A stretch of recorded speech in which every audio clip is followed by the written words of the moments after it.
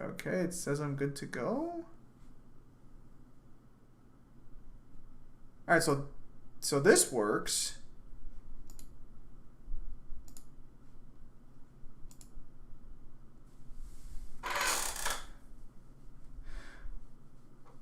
Well then, see the worst part is that it's hang on, let me go ahead and mute myself real quickly. It's just me while it's still going on.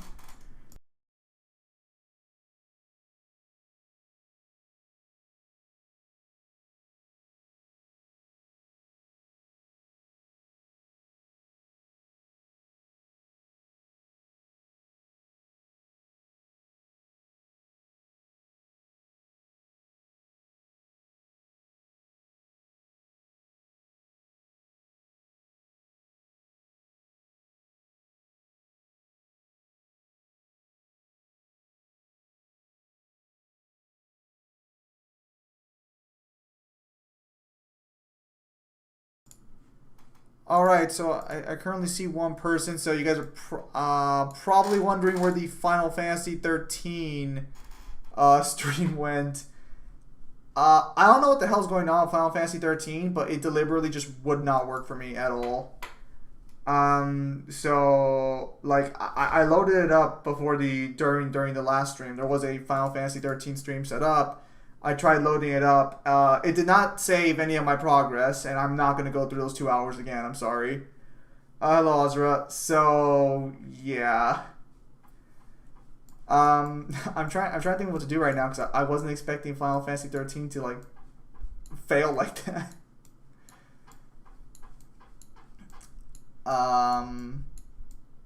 Shit. The only game I can think of. I can't do it today, but. If I can't, I guess I'm just gonna have to go straight into fucking Nocturne then because I don't have any other games to like buffer myself with. I don't want to go though.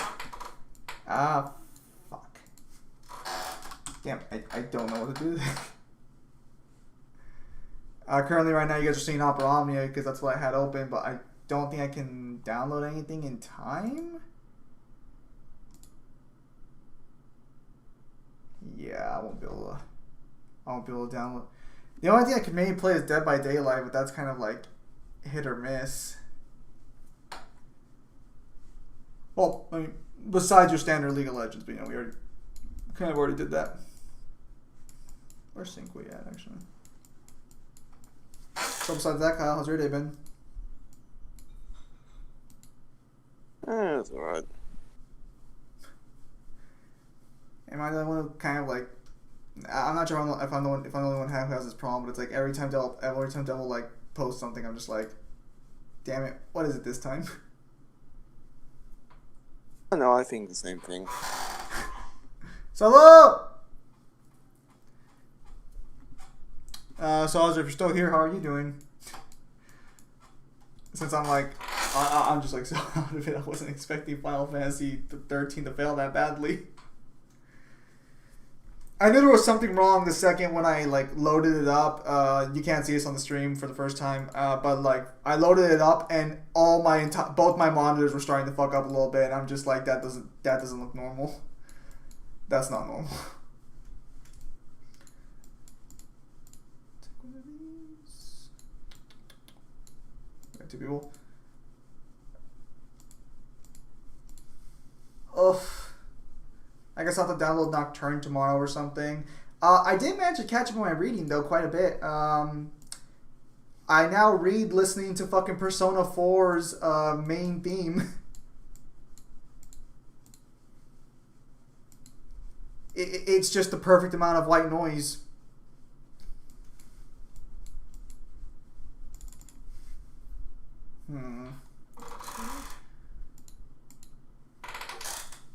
I'm trying to think if I can swap to like anything else right now. But the only thing I can think... Actually, I can't even do Twitch right now. I actually ended up changing my password because Twitch got hacked recently, apparently. And I went to go change my password on that noise. You would think a company as big as Amazon would actually fucking be a little safer, but nope. Immediately just fucking hacked. So server advised me to A5 Hanukkah. I mean, yeah, I don't know why like that was even a question. She's like, well, she's the only one you actually can A5, right? Like you have all her memories. I don't really know where that was like in dispute. What the hell is that guy you're fighting? Oh, this is Ramu. This is the god of light.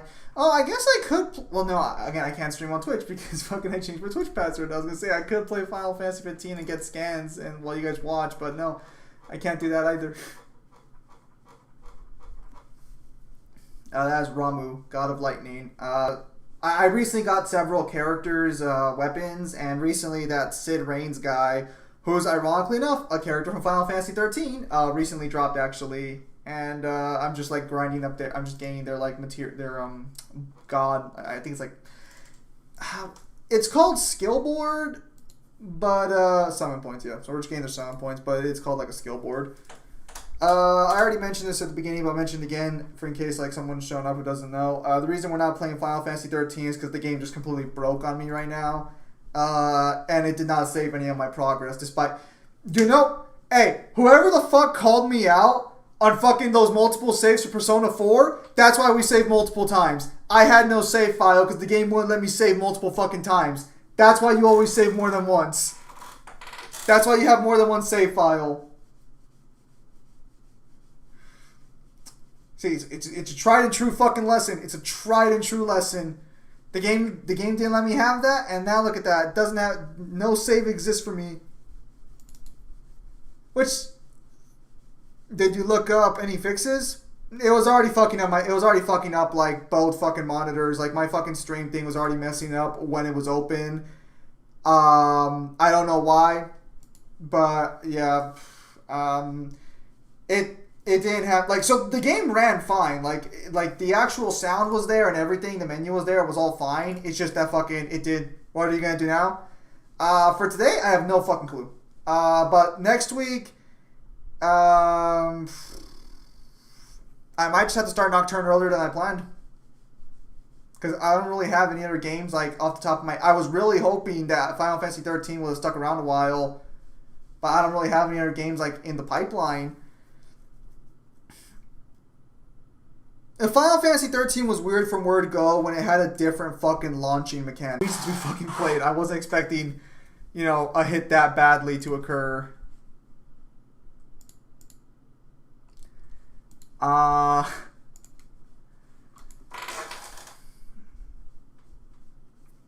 Yeah, it's like the only thing, because I don't have too much money right now on me to spend around buying games and shit, so, unfortunately, I got the interest going to be Nocturne next week.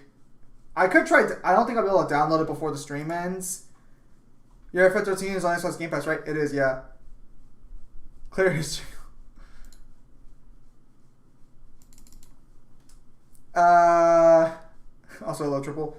I don't really, I think if it was on Steam, well, fuck, does Steam have the launcher too? Because the problem is I had to get an Xbox, yeah, it's been a while, triple. I had to get a separate Xbox program to run the older program of Final Fantasy 13. So it wasn't just like I loaded up Game Pass and I could play Final Fantasy 13. No, I had to get a separate program that was installed by Microsoft automatically to load up the old launcher for 13. So it wasn't like it was re-optimized or anything. No, apparently it's too fucking old to run just fucking normally.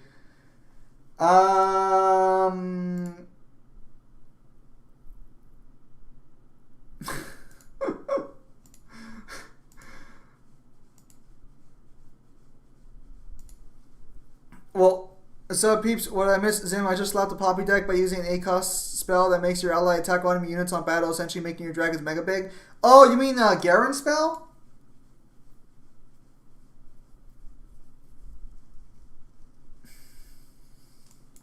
Sounds good, Ewan. Sounds good. It's cause so the fucked up part is someone says you have to relog, but it's fine.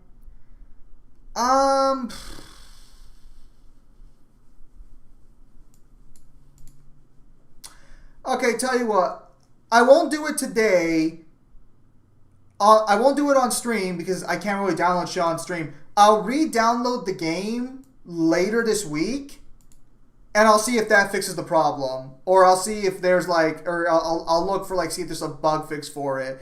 If I can fix it, I'll let you guys know on Sunday if that goes well. Actually, you know what?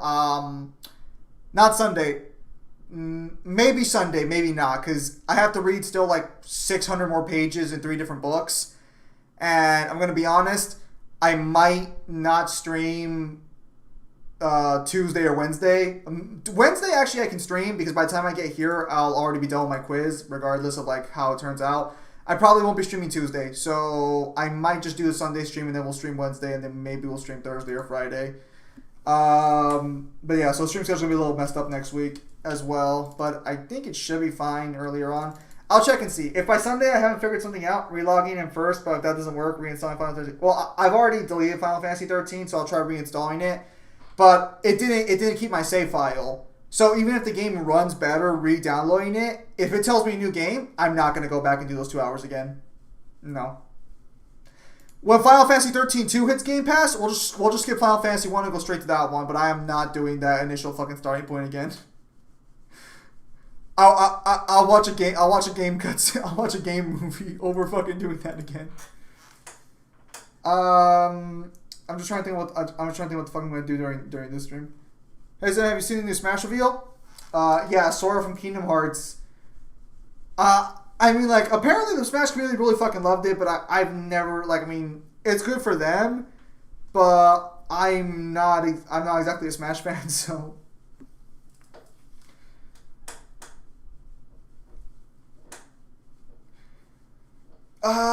Yeah. I guess I could try a different Final Fantasy game. I guess I could go back to trying to play 9 again. I still have 9's thumbnail, actually. I could go back to try that again. I would just be playing it on PC, which means I'd have to redo the intro again. But if that one runs smoother, that one might be a better option.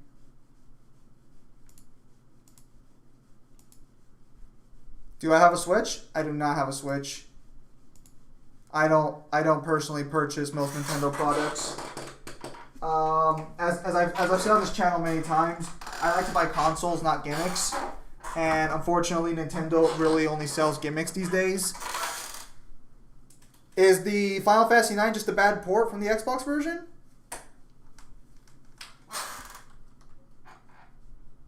Honestly, I don't fucking know. Well, I know this fucking tailed motherfuckers from Final Fantasy 9, but that's like all I know.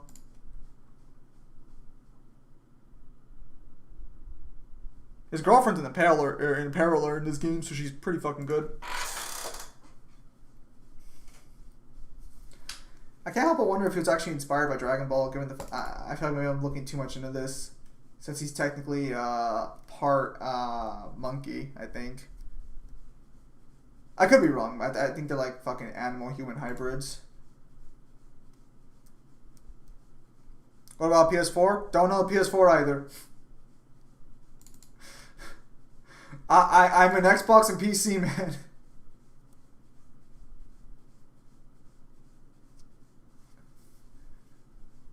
This character, Sid Reigns right here, he's from 13. He's one of like the hardest bosses in the game. Apparently he's supposed to break this game, so I'm curious to see if that's actually true or not.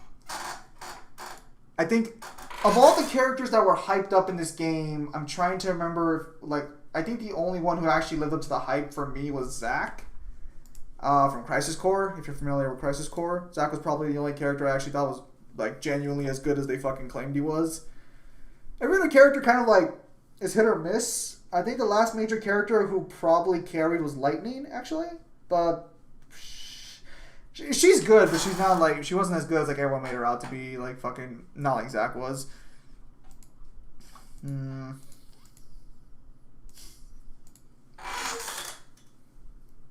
I guess next time I'll have to fucking... I'll probably be downloading Persona 3 after... Or Persona 3. I'll probably be downloading Nocturne 3 after the stream's done as well, just so that way, like, in case I don't have a backup plan. Ever plan on playing Fate/Stay Night on the channel? It's on PC. I'm not real... I think I've said this before, but, like, I've never really gotten into the Fate series at all. I've never really... I don't really know too much about it at all. Is Fate/Stay Night like a visual novel or something?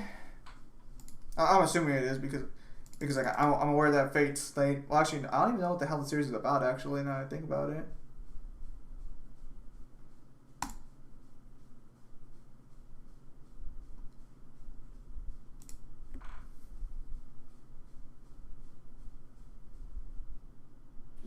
Oh, he's so weak. It's a visual. It is a visual novel. We never played a visual novel on stream before. At least not to my knowledge. I'm not sure.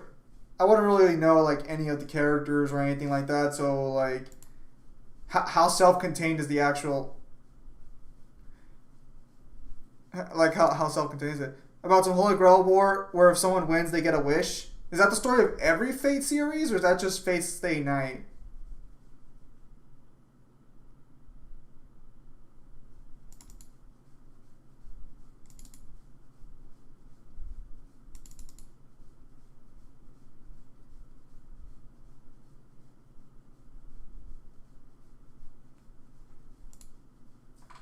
Let's go do Earthquake again.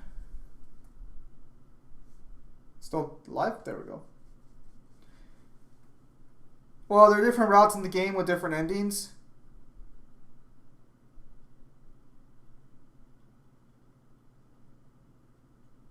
I've never played a visual novel. I've never played like an actual visual novel before.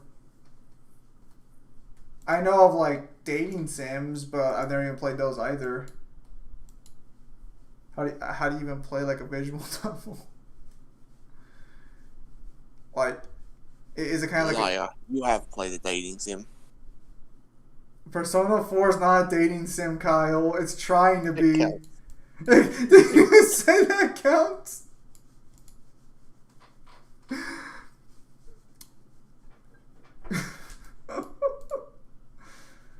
I thought you were supposed to be repping Persona, not shooting it in the back.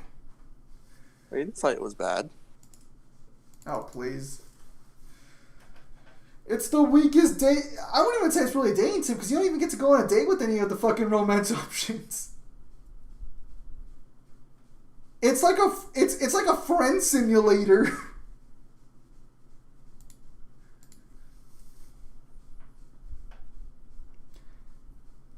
It's pretty much a decision-making type of game. How much does it cost? Like, if it's cheap, maybe at some point. If it's like a full like $60 or $40 purchase, it's gonna have to be on sale before I make a decision on that one.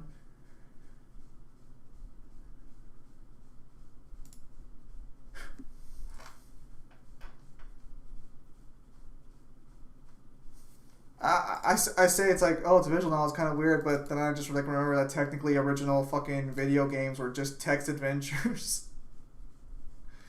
So they were always just a visual novel. Man, when the fuck is League of Legends gonna release their fucking RPG so I can fucking just play that?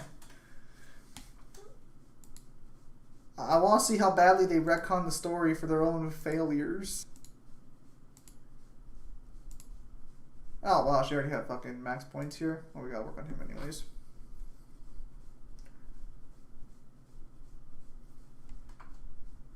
I think, honestly, if I was to buy any of those games, I'd probably buy Danganronpa or Danganronpa. I think it's Danganronpa, right? The one with like the bear. It's like a murder game in the school where you like have to become like a judge or something. I think. I'm gonna be honest, I don't know too much about these Japanese like visual novels.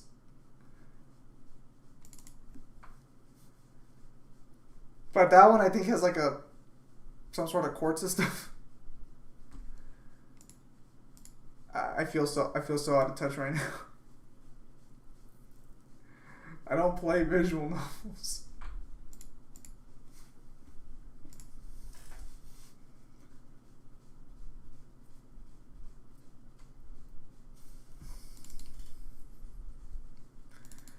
It's not really expensive on PC compared on the PS2.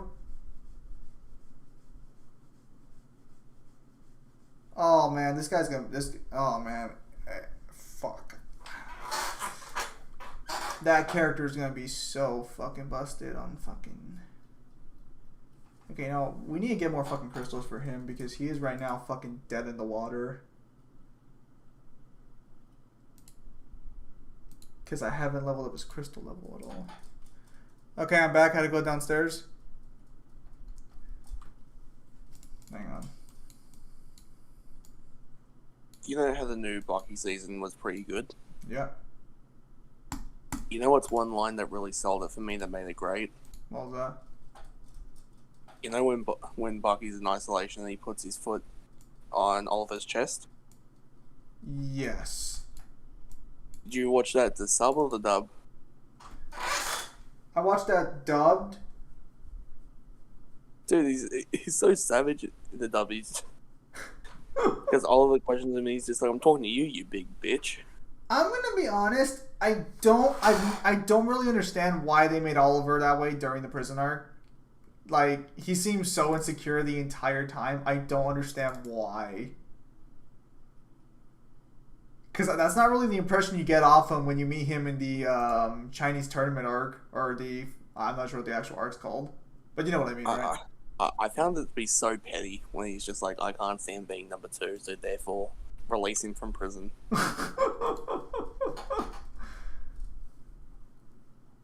What's the most? Are you telling me that it's nothing but downhill for him from here on in? It is. It is. I'm sorry. He's gonna lose every fight he's in now, and that's assuming he even fights. What was the most boring? American. Oh, did you love the part? He's not pushing me back. He's pushing America back. Continental scaling. There we go. What's the most boring simulator you can think of? You know what the worst part about those simulator games is you would think a lot of them would be boring, but they always fucking do some crazy shit to make it more interesting. But the most boring simulator I could probably think of is like probably something like Cashier Simulator. You mean your job? No personal. I was gonna say no personal reason why. just casually gonna throw that one out there. Don't mind me. He's pushing America back. No, like obviously, if you've read Baki, you're aware that the fucking author for Baki it just despises America with a passion. Or if he doesn't despise him, no, he despises America. There's no way around it. I was gonna say digging. Digging can actually be pretty fun in the right circumstances. I don't know if you know this, but I had this pretty badass garden back in Persona 4. Fueled by the flesh, soul, and blood of your mother. She produced the finest of tomatoes. Type Moon has other series than Fate Stay Night. They're underappreciated. Okay, so Melty Blood. I'm actually familiar slightly with Melty Blood. I actually heard that was a new game coming out. It looked kind of cool. But then I remembered I fucking hate 2D anime fighters because they're fucking complicated as hell. Kyle knows what I'm talking about. So I have not bothered going to purchase it or anything. Honey? Dude, those combos are fucking complicated as hell. You know I'm right. Well, actually, how can you say digging's boring when Minecraft exists? You know, I've been thinking about getting Minecraft on PC for such a long fucking time now, just to fucking get mods for Minecraft. Because I've always wanted to play Minecraft with mods. I've just never fucking actually just never been able to play it on PC. But now I have a PC. But you don't get Minecraft from fucking Steam, do you? Minecraft has its own fucking... You gotta buy it from Mojang directly. Right? I'm not too sure how PC works for the most part.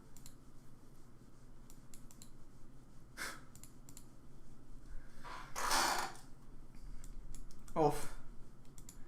Tsushima is another visual novel and it has a remake, came out last month. I just... So it's like, I'm trying to picture in my head how the fuck you play. There's a Minecraft mod that it's like Resident Evil where things mutate by an infection or the flood. No, Minecraft mods are fucking, some Minecraft mods are fucking sick. Minecraft's fucking mod scene is fucking amazing. Which is why I've always wanted to play some mods on Minecraft because some of them really do change up the game like substantially. I just never fucking again like I just never really know how to go around that shit. It's actually why I didn't buy. Actually, speaking of which, what are Steam sales right now? Actually, is the TCG sale still going on, or does it already end? Oh, you have to fucking pre-order Battlefield to play the beta. Lame.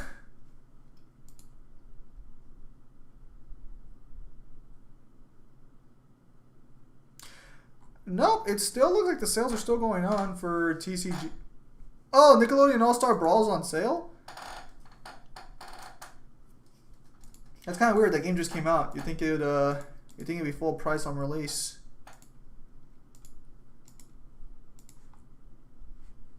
Nier still on sale?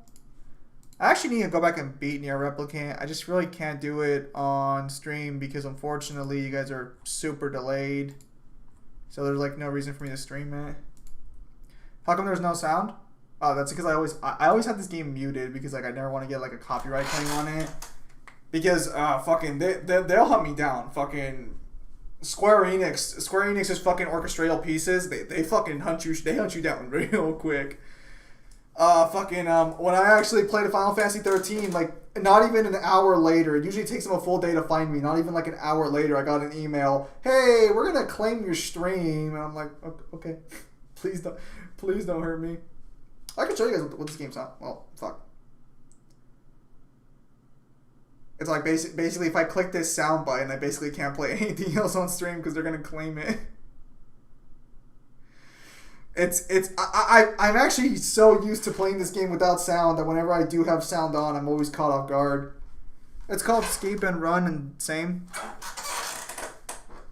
Like Resident Evil fucking 3, DMC5, like the entire Resident Evil remake scene and the DMC scene have some of the biggest fucking mods out there right now.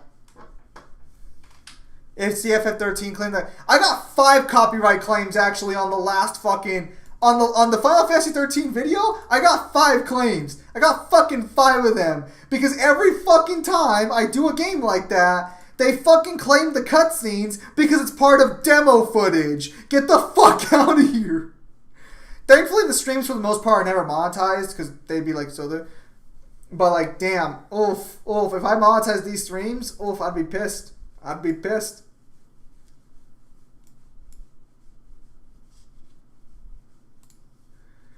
Well, visual novel is mostly storytelling and combat. Like, there's even combat in their games. Probably the reason why multiplayer exists. It's pretty much a Japanese novel as long as a video game.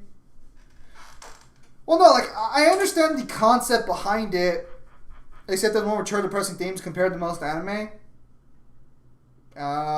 You're probably looking at the mainstream. Speaking of mods, I tried to beat DMC4 Special Edition. I tried Mod DMC4 Edition and goddamn... mods are weird. I think the only mods I've ever... I haven't even fucking run mods on fucking the only game I'd actually think about modding is like fucking Fallout. I could download Fallout, but I'm not sure if you guys want to see me play Fallout. I think I played New Vegas on stream, right? I did play Fallout New Vegas a while back.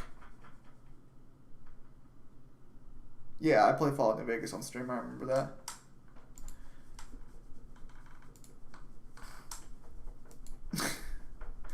But unfortunately, so what series would you make a list of characters that can solo it for a video? Solo what for a video? Triple, I'll watch anything. I appreciate that, Triple. Yeah, I did stream New Vegas. I tried to stream more or less a complete run through of New Vegas. So Fallout 3 got kicked off, or Fallout games got kicked out of most fucking stores because fucking Bethesda has their own launcher now. But Fallout 3 still exists on the Xbox launcher. I have a really good PC, and even I'm kind of like, because I'm so scared of like PC shit, I'm like I didn't get DMC5. That's the only reason you haven't seen me play DMC5 on PC yet, because I don't know if I can run it. Well, it's good, Blaze. The visual novel scene just seems kind of weird because it's like, why would I play a visual novel when I can just read a book? Was he here when I was doing the New Vegas streams? That's a while back. Me and my brother have been in separate rooms for almost close to a year now. Because we had to get separate rooms because fucking at night when I was talking to Kyle and them, they'd be hearing my brother, and my brother's friends would be hearing him or me, and that was just a big fucking hassle. Like that video by Neo where he says what characters can solo the fairy tale verse. Well, does Neo actually drop character names, or does he just say, like, if you're above this tier, you solo the verse? No, he goes into individual characters, but he does, like, 20, not like every character in fiction. Well, obviously you can't do every character in fiction. Yeah, no, because my brother used to fucking hate my guts whenever we were fucking talking at night, because he would fucking get mad that he can't talk to his friends. And I'll say it right now. I told him this to his face. I was like, it's not my fault that your friends can't pay attention to you. My guys have to pay attention to me, and they do it just fine. I mean, you could read the manga instead. You don't really need to play the games if you want to read it in Japanese. Yeah, especially when Mangler be saying, OMG, your brother is so loud. Yeah, Mangler fucking hated hearing my brother every single time. Although, to be fair... Oh, what was that? I say this as a joke, but I shit you not, it sounded like your brother was sitting on your shoulder. I know, I'll never understand why. Although, to be fair... He was louder than... He came through clearer and louder than you. I'm starting to think this like mic picks up things better at a distance. People really seem to like Doctor Doom versus Gilgamesh. Not too sure why. I don't really know too much about Gilgamesh. Yeah, no, Mangler and my brother my brothers, I'm not sure if they're chill each other now, but like, yeah, they kind of like despised each other. And it was all because Mangler had the stupid idea of thinking Scourge beat Rom in Gears of War. Apparently Gilgamesh is multiversal. I've heard that. So what series would I pick? Like, are you saying what series would I pick to do, like, who can solo?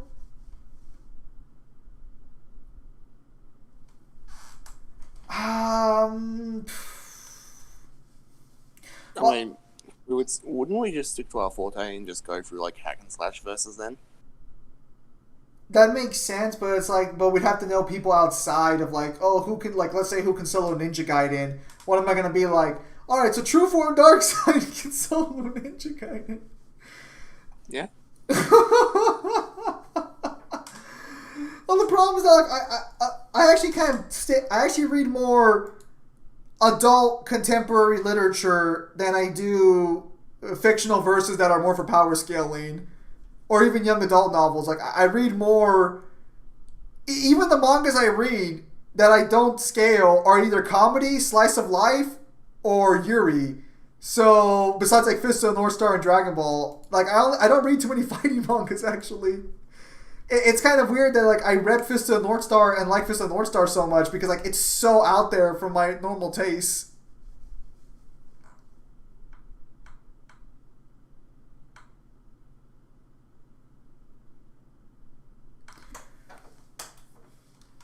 Who do you think wins, Dante versus Kratos?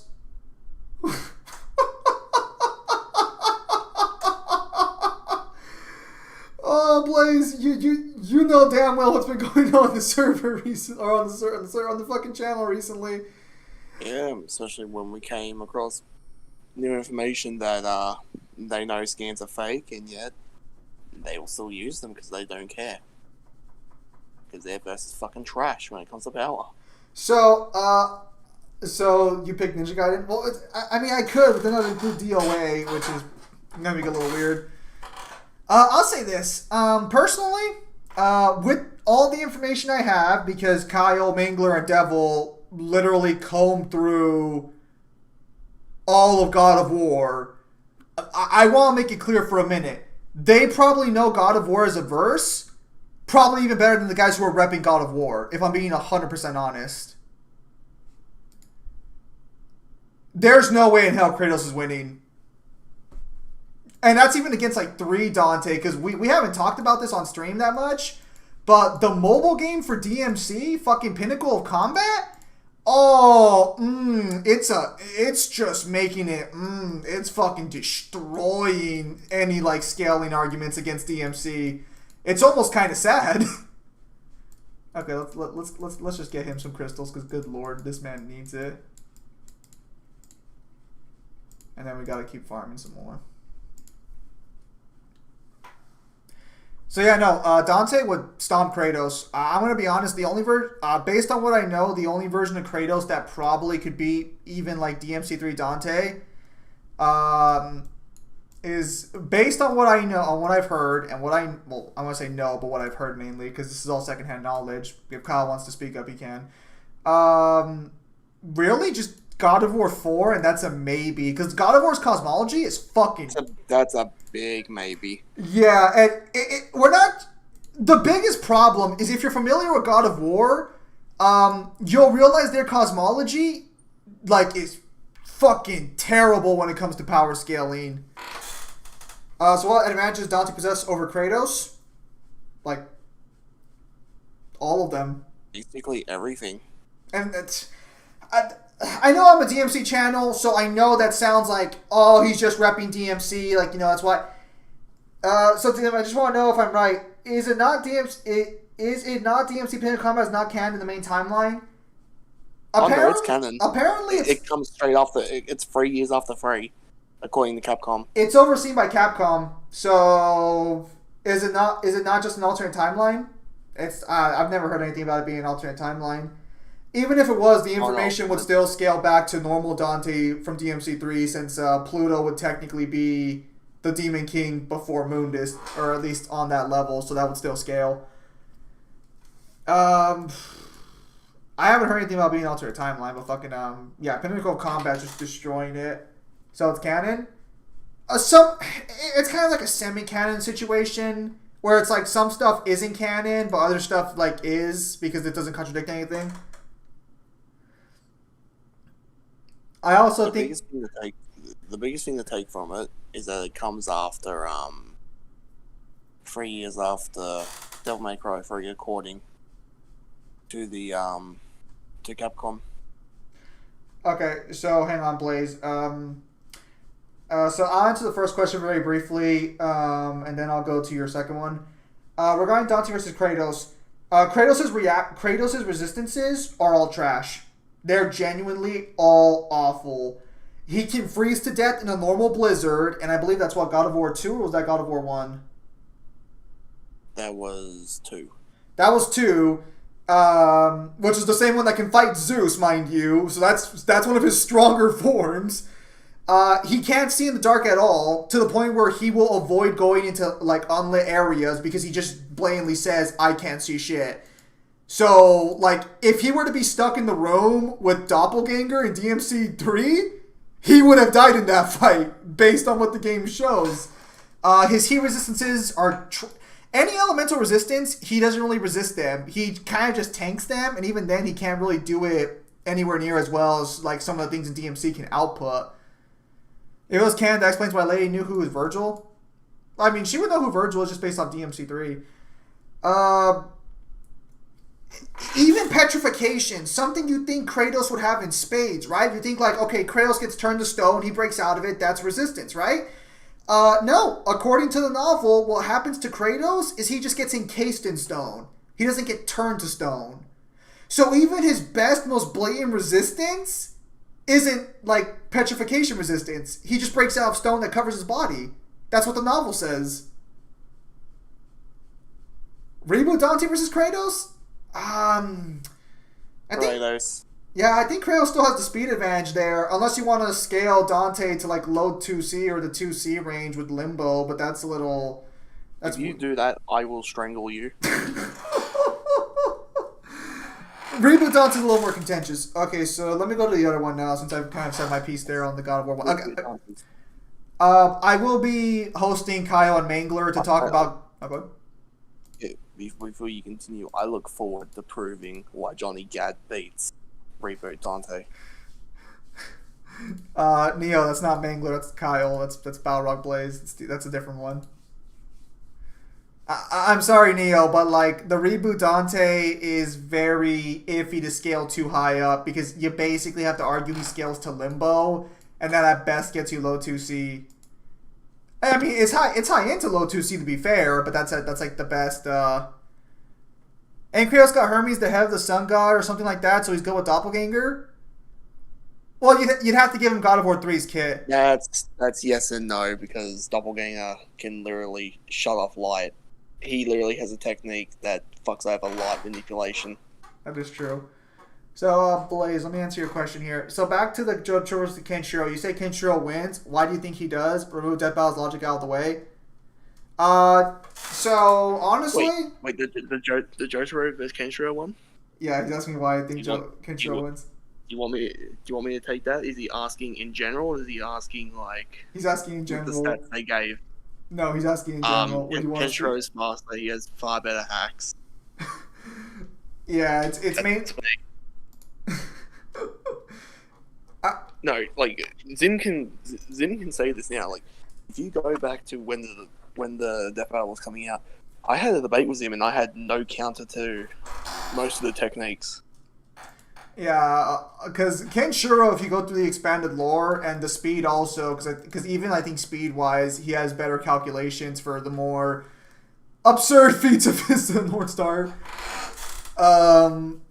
But we don't. Well, outliers are kind of weird in manga because mangas are pretty consistent all across the board. Reboot Dante scales way higher than Kratos. Well, that depends on where you scale Kratos. Because technically, that depends on where you scale the reboot. Because the reboot, I put him at city level, city to island. But Kyle, the gloves, they can fracture the earth or shatter the earth. Earth shattering power, Kyle. It's in the description. I can use a shovel that can shatter Earth too. No, you can't, Kyle, you dick. Fallacious arguments.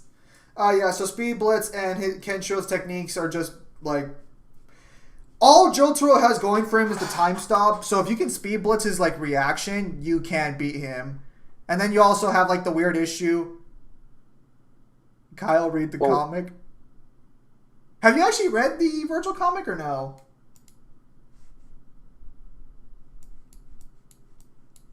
Are you asking me? Yeah, I'm asking you. Have you actually read? I'm just curious because I know I actually have the comic like on my desk. I'm just asking, have you ever read it? Because like I think Mangler hasn't read it either. A while ago, and the best thing from it is fighting the prison. You could argue that Virgil, okay, so that would only scale to Virgil first off, but you could argue that Virgil's like ultimate attack could probably bypass most durability in general, but like that really only scales to Virgil. I mean, like, so if you were to argue that fucking, like, Kratos is only, like, continent level, then, like, Dante would probably have an AP stomp over him, but it's a little weird because Limbo's scaling just so, like, it's not very clear enough.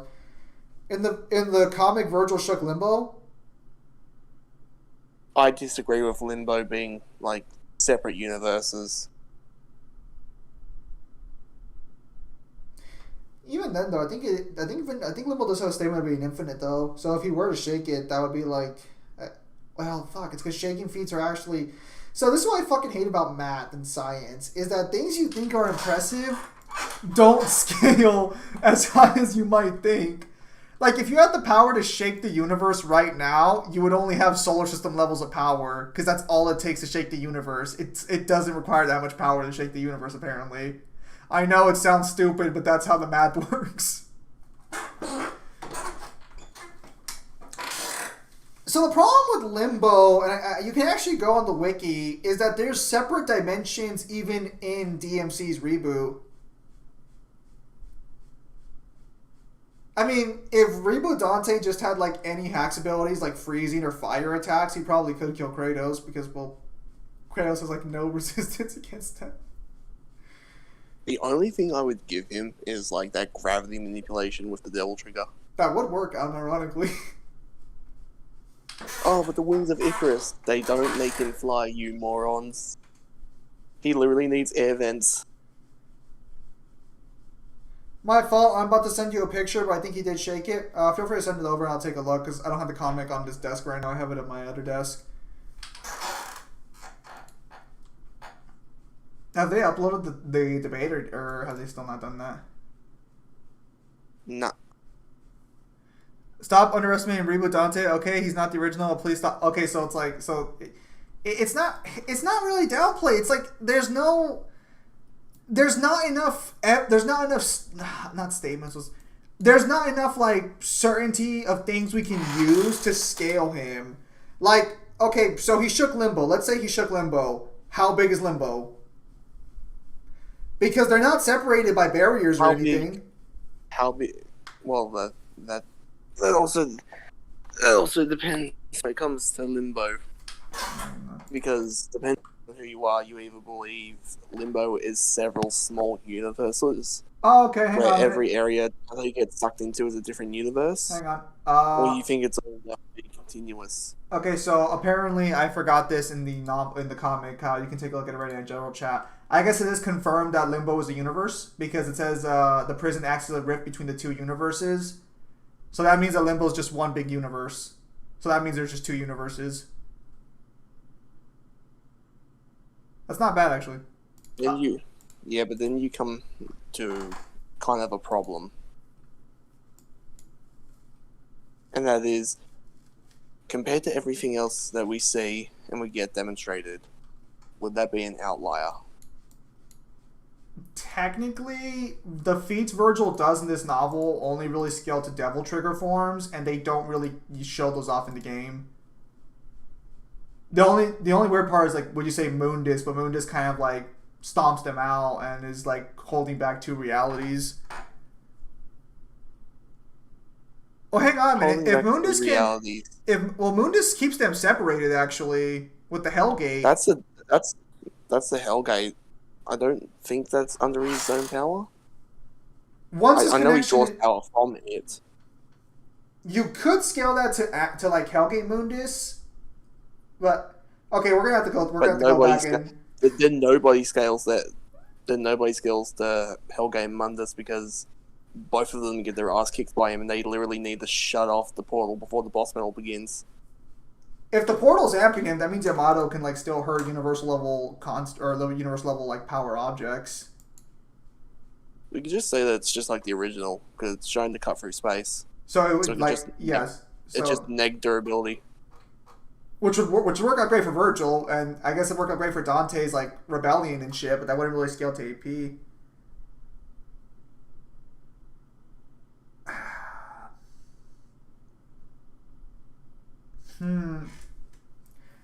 Unfortunately, how many days took place in the reboot? I think 2 weeks. From the start to the end? I think it's like 2 weeks. Yeah, give or take.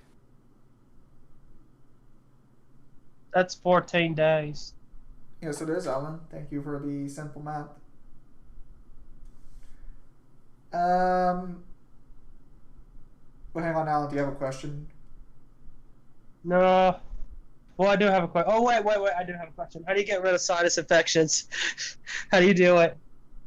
Because I'm having one now. I'm not a... Go to the doctor. I'll say I'm not a doctor, Alan. You're gonna have to go to a doctor. They'll give you antibiotics. I feel like shit. Then go to the doctor. Oh.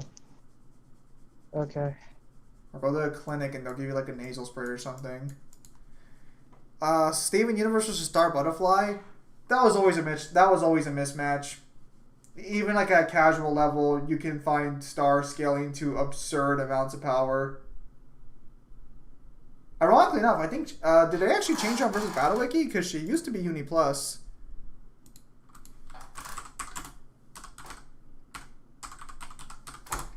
Hang on. Because she does technically fight at scale to people who... Oh, okay, this is kind of weird. They give her 2C Environmental Destruction, which is actually a higher upgrade than when she was before. But they give her only 3A with, like, outside of it.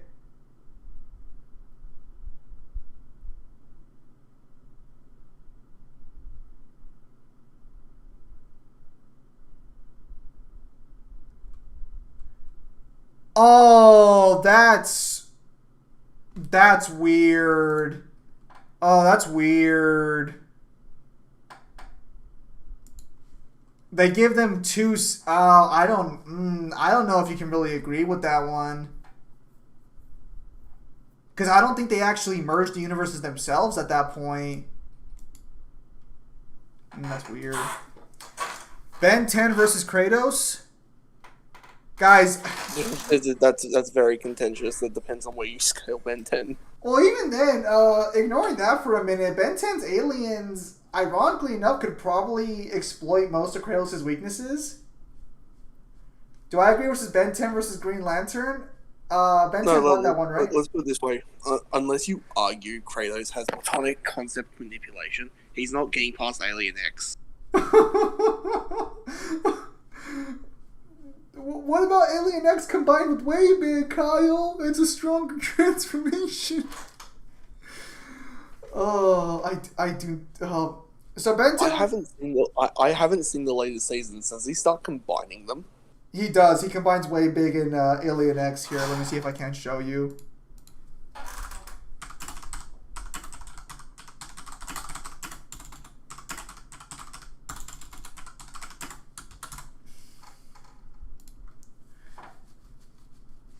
If I remember correctly, he does combine it somewhere. Let me see. I can't tell if that's fan art or not, but I remember seeing that he did actually combine it at some point.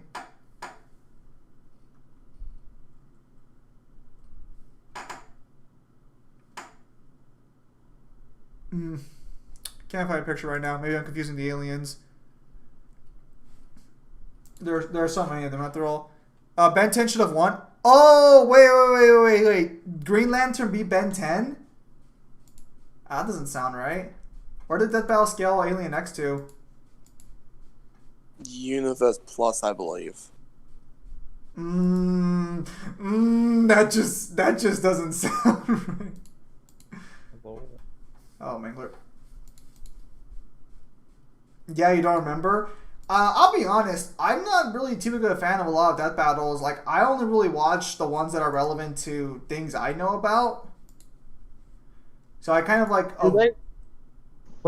Do they scale reboot Alien X to planet level? What? What do you mean reboot Alien? Alien X? That's not how Ben 10 works. The reboots don't change the power of the characters. That's not how it works. Reboot Dante. And his scaling. Yep.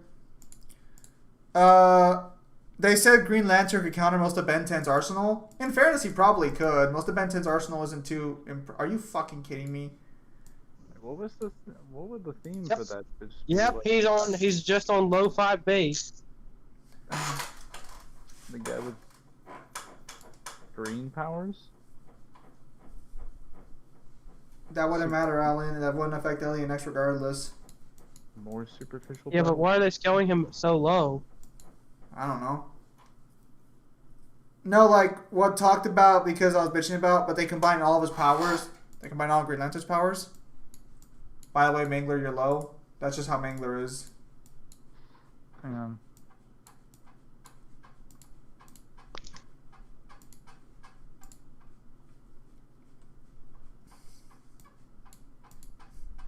There he goes.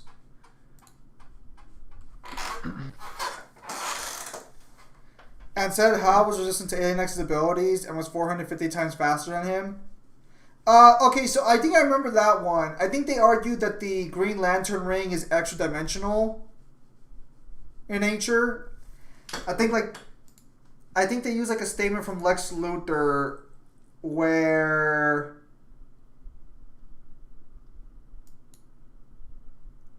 what was the fucking... Oh no, that's right. Ben 10 actually did have a real reboot.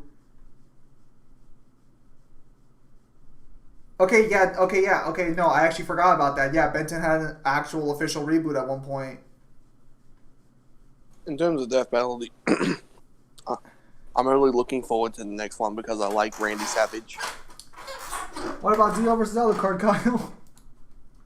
I said I'm looking forward to the next one. I didn't say I wasn't looking forward to any of the others. Have you been keeping up the But CSG? that's more of a that's more of a spite. That's more of a spiteful love, that fight. They use composite Green Lantern, but not composite Ben 10. Isn't Ben 10 in general just composite Ben 10?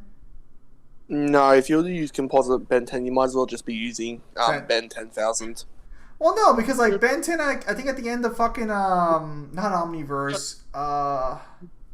There's also another Ben 10,000 as well, an alternate one.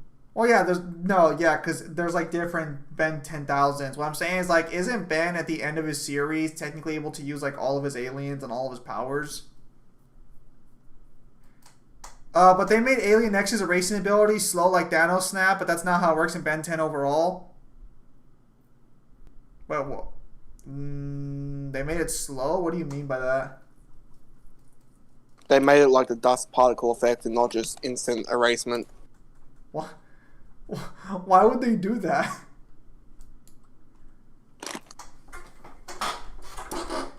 Composite Green... The biggest problem that I found was their biggest win con was Green Lantern going back in time. But if I remember correctly, can't several of Ben's aliens go back in time?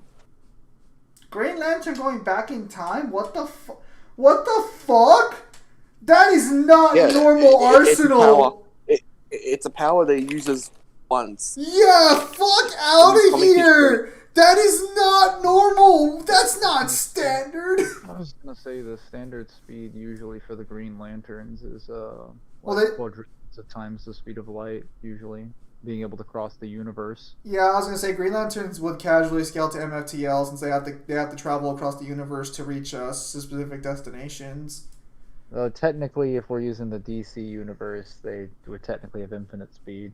No, Mangler. The DC universe only gets trillions times larger every second. It's not infinite. I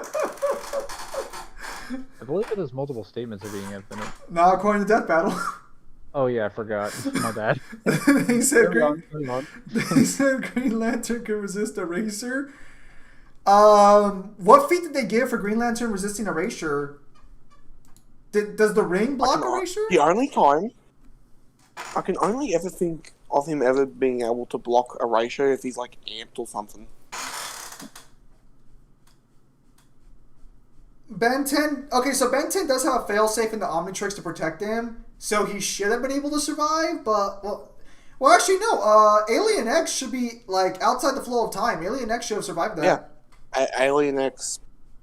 Well, not only is Alien X outside the flow of time, if I believe, but the argument of Green Lantern going back in time wouldn't work, because technically Alien X exists at all points of time, if I remember correctly.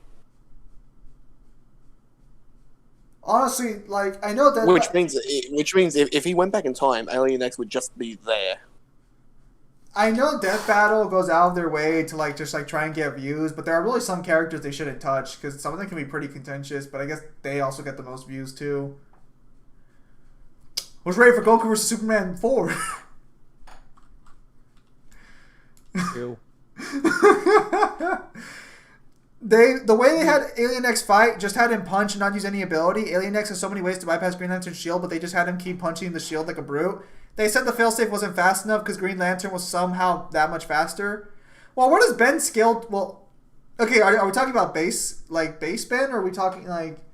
Because I think speed-wise, you can argue that fucking Green Lantern should be Blitz, because, like, Green Lantern, again, like Mingler said, should have, like, either fucking high into MFTL range or inaccessible, or infinite to inaccessible speeds. The problem is that the Omnitrix has a mind of its own, so it literally activates instantaneously of Ben's will.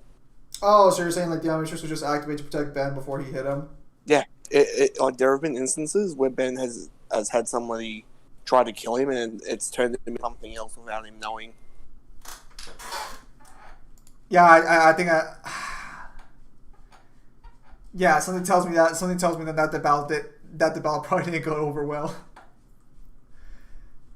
Personally, I think Ben should take that one then. If I remember correctly, I think Cora the Artist goes over it and has good reasons for why Ben should win. Yeah, because Cora the Artist is like the actual Ben 10 rep on YouTube.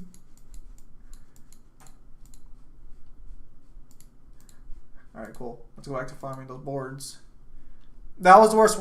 That was the worst one compared to Virgil versus Sephiroth. No. That one was spiteful for many reasons.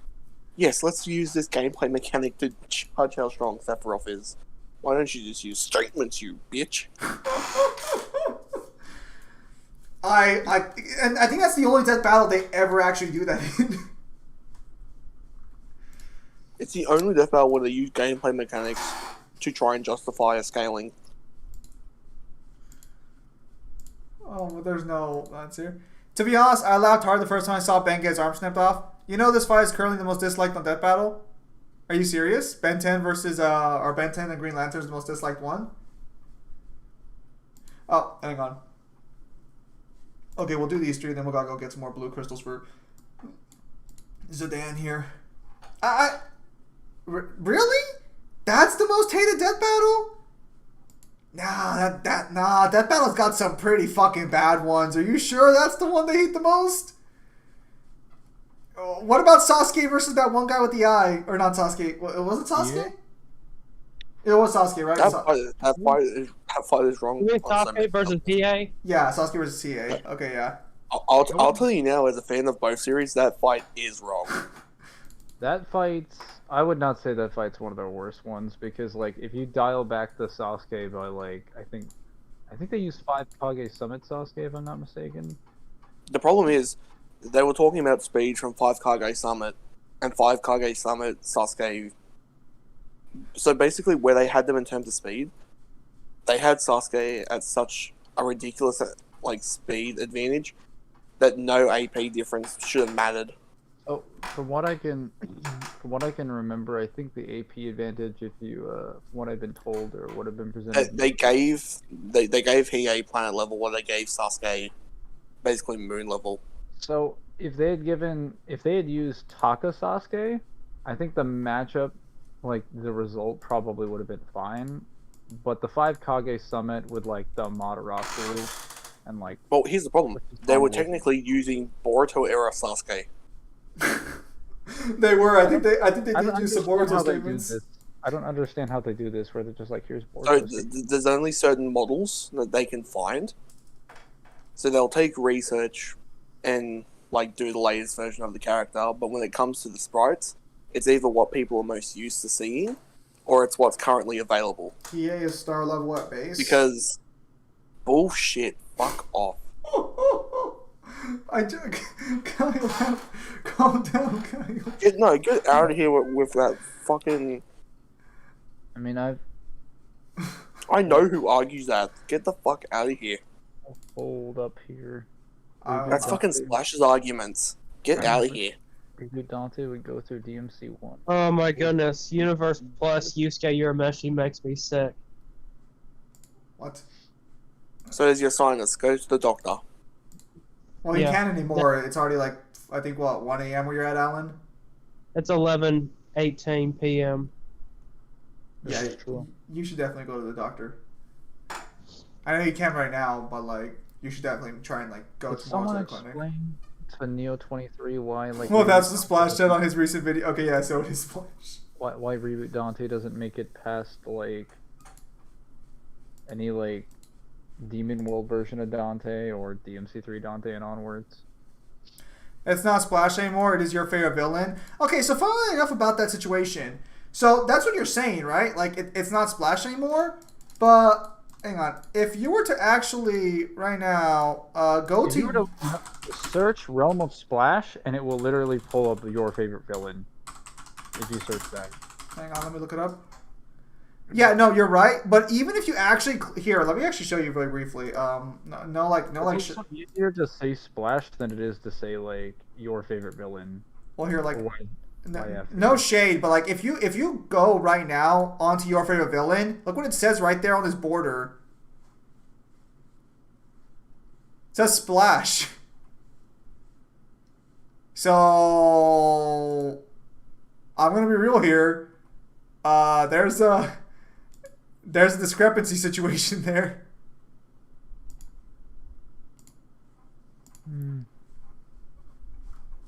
Phantom vs. Green Lantern has 90k dislikes. All right, let me look at the dislikes real quickly. Jeez. Did that get ratioed?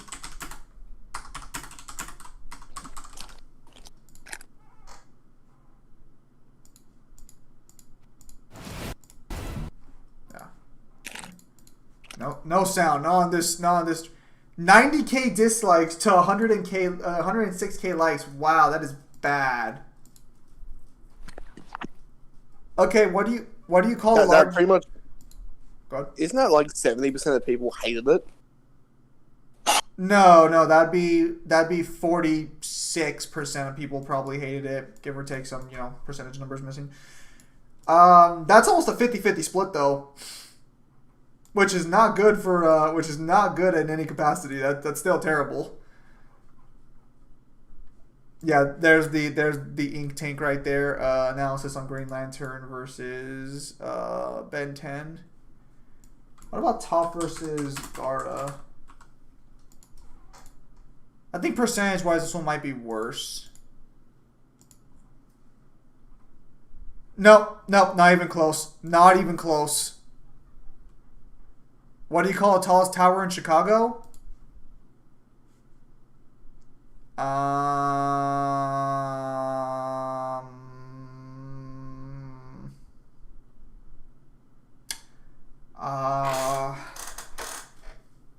Is it the... I don't know what the tallest tower in Chicago is. I'm surprised Chicago couldn't even build infrastructure that high.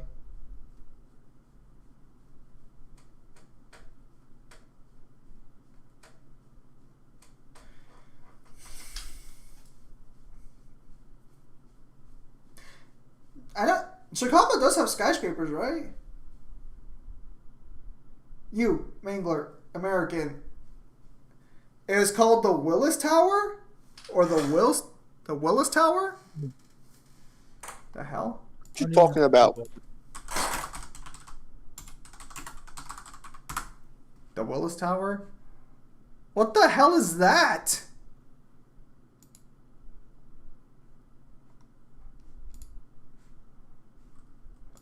Oh no. Oh no. It has a little opening on the side to where you can walk out and it's like a clear panel. No. No. I believe Knuckles should have won. Donkey Kong versus Knuckles? I'm gonna be honest, I was on Knuckles' side, but that depends on how you scale Knuckles. I wonder what happened to John Fleer. He quit. Wait, are these here?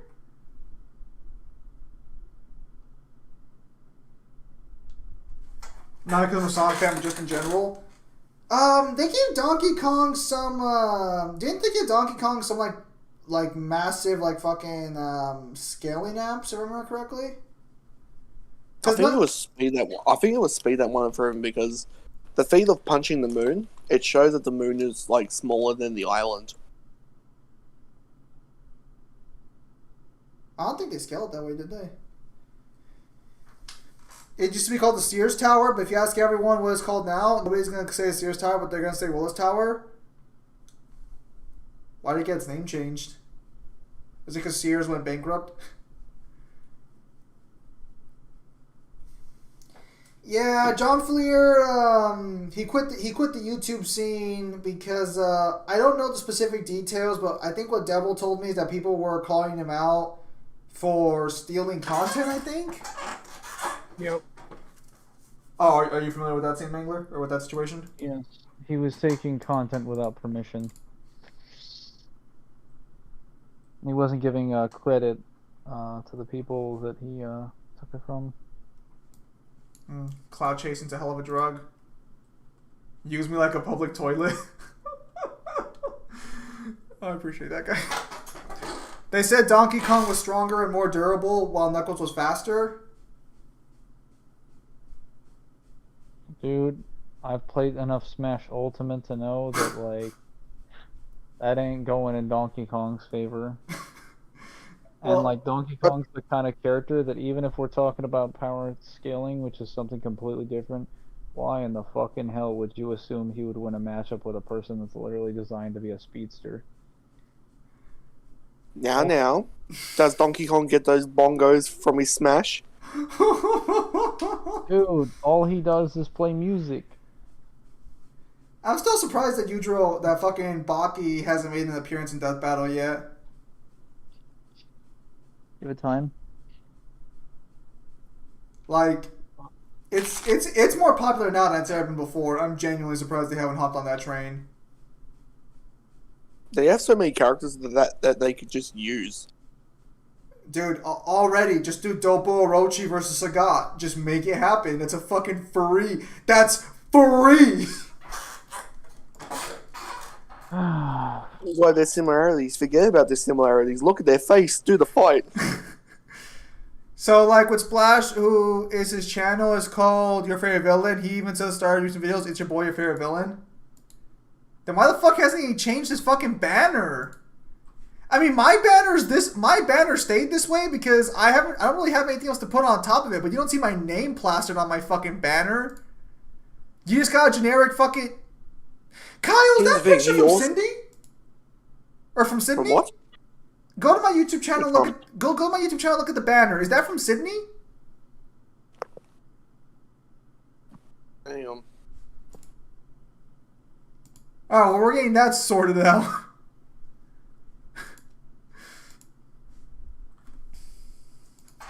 Where do you see the splash thing in his profile thing? I think you gotta be on desktop. I don't think it is, but I need to see a different angle. Oh wait, yeah, no, it literally says like when you go into his channel and you click on the home, it just says Splash, follow on Discord, YouTube, Patreon. In G1, Twitch. they put Little Mac versus Ippo. Yep. Well, let's put it this way: if people try and say that, like, "Oh, changing the banner takes time and it's expensive," It the doesn't. dude gets ad revenue. The dude gets ad revenue. I'm sure he could pay somebody to fucking do it. There's no reason he should still have it up if he wants to change his brand that badly. It'll take 2 seconds. I could upload something right now on there and it would take me like no time at all. They made Little Mac win. Where do they scale Little Mac? Blood Rain from Blood Rain versus... Oh, well, I guess I could buy one of the Blood Rain games and try that out on stream. Ultimate Little Mac. Mangler, are we talking Look. Smash? Look, it's fine to do Little Mac versus Epo, but I don't want to sit there and read over 1,100 chapters of a boxing manga. Wait, isn't that the guy who... See, I think I know a spoiler, but isn't that the guy who gets, I can't say. I don't want to try and spoil it for anyone who might read it. You can check the blog. When it comes to Epo... Is this a fight Little Mac can win without having a recovery? Mangler, the world doesn't revolve around Smash. I'm just saying. In Little Mac's game, doesn't he fight Mike Tyson and Donkey Kong? He does. Yes. And he wins.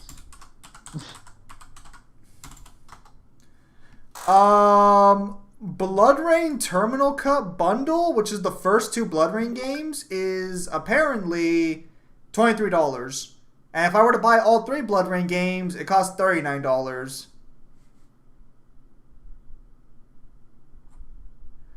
Ooh, such a budget breaker.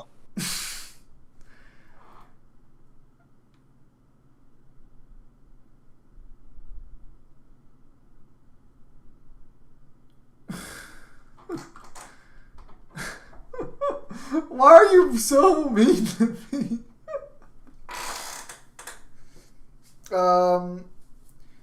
You can check out the blog. Have they done Vash from Trigun in Death Battle yet or no? No. I'm surprised that one hasn't happened yet. Who would you put him up against? That's a fair point. Well, hang on. Can I do the red coat thing, or do I have to actually do someone like personality-wise? you might want to add a little bit more than just the red coat. Are you sure? Otherwise, I can throw a dart and pick someone. Dude, Alucard versus Vash, let's go. They literally have the exact same coat. Why do you want him? Why do you want him to lose twice? I like to see him play it, but guys, I think my YouTube pays me if you guys give me like 18 more bucks, and that's $100 I get paid. I can actually buy shit with that money. Did you say why do you want him to lose twice? I just realized that. Who do you think is a better power scaler, Seth the Programmer or Chuck? I don't watch Chuck's content. I don't watch. I'll say this. I'll say this now. If anyone thinks Alucard in any way is a good fighter or has good hacks, dude, you and I need to sit down and fucking go over those fights at this point. But actually, well, fuck, you're too busy editing Baki. I was gonna say, you want to just edit out the fights of the fucking Hellsing episodes and we'll watch them like that. Oh, I'd laugh at the idea of Alucard versus Alex Mercer. But that's not. but that's a fight. That's a fight that, like, it's closer. But the only thing Alucard's got going for him is literally regen. His supernatural regen. They said Little Mac was stronger, faster, and tougher, has superior stamina, and Last Stand was a more effective in restoration and E-pose resolve. Nah, anime resolves are too. Anime resolve is too powerful. It needs to be nerfed. Shit fucking guarantees victory every time. Alex Mercer versus RE Monsters. Don't do that. Don't do that. Kyle's already going. Well, hang on. Are you still doing Alex Mercer versus fucking Wesker or no? I am. He's still doing it. Don't give him ideas. Right, Kyle. Give me an excuse to play Prototype. Dude, if you want a Prototype matchup with Resident Evil that's not Alex vs. Wesker, then just do the Tyrant versus the Supreme Hunter, or Nemesis versus the Supreme Hunter. It'd be Nemesis at that point since he's stronger than your average Tyrant. Or Talos. Since Talos is technically supposed to be a stronger version of the Nemesis idea. I disagree. It only had 2 forms. Pretty fucking trash if you ask me, but you know, that's what they said. So personally, I think Seth's a better scaler, but I've never really seen Seth scale anything outside of his expertise, we'll say. I've never... Naruto, maybe Bleach. You don't think he scales those well? No, I'm trying to say, like, I'm trying to think of anything else. His main is Dragon Ball, Bleach, and Naruto.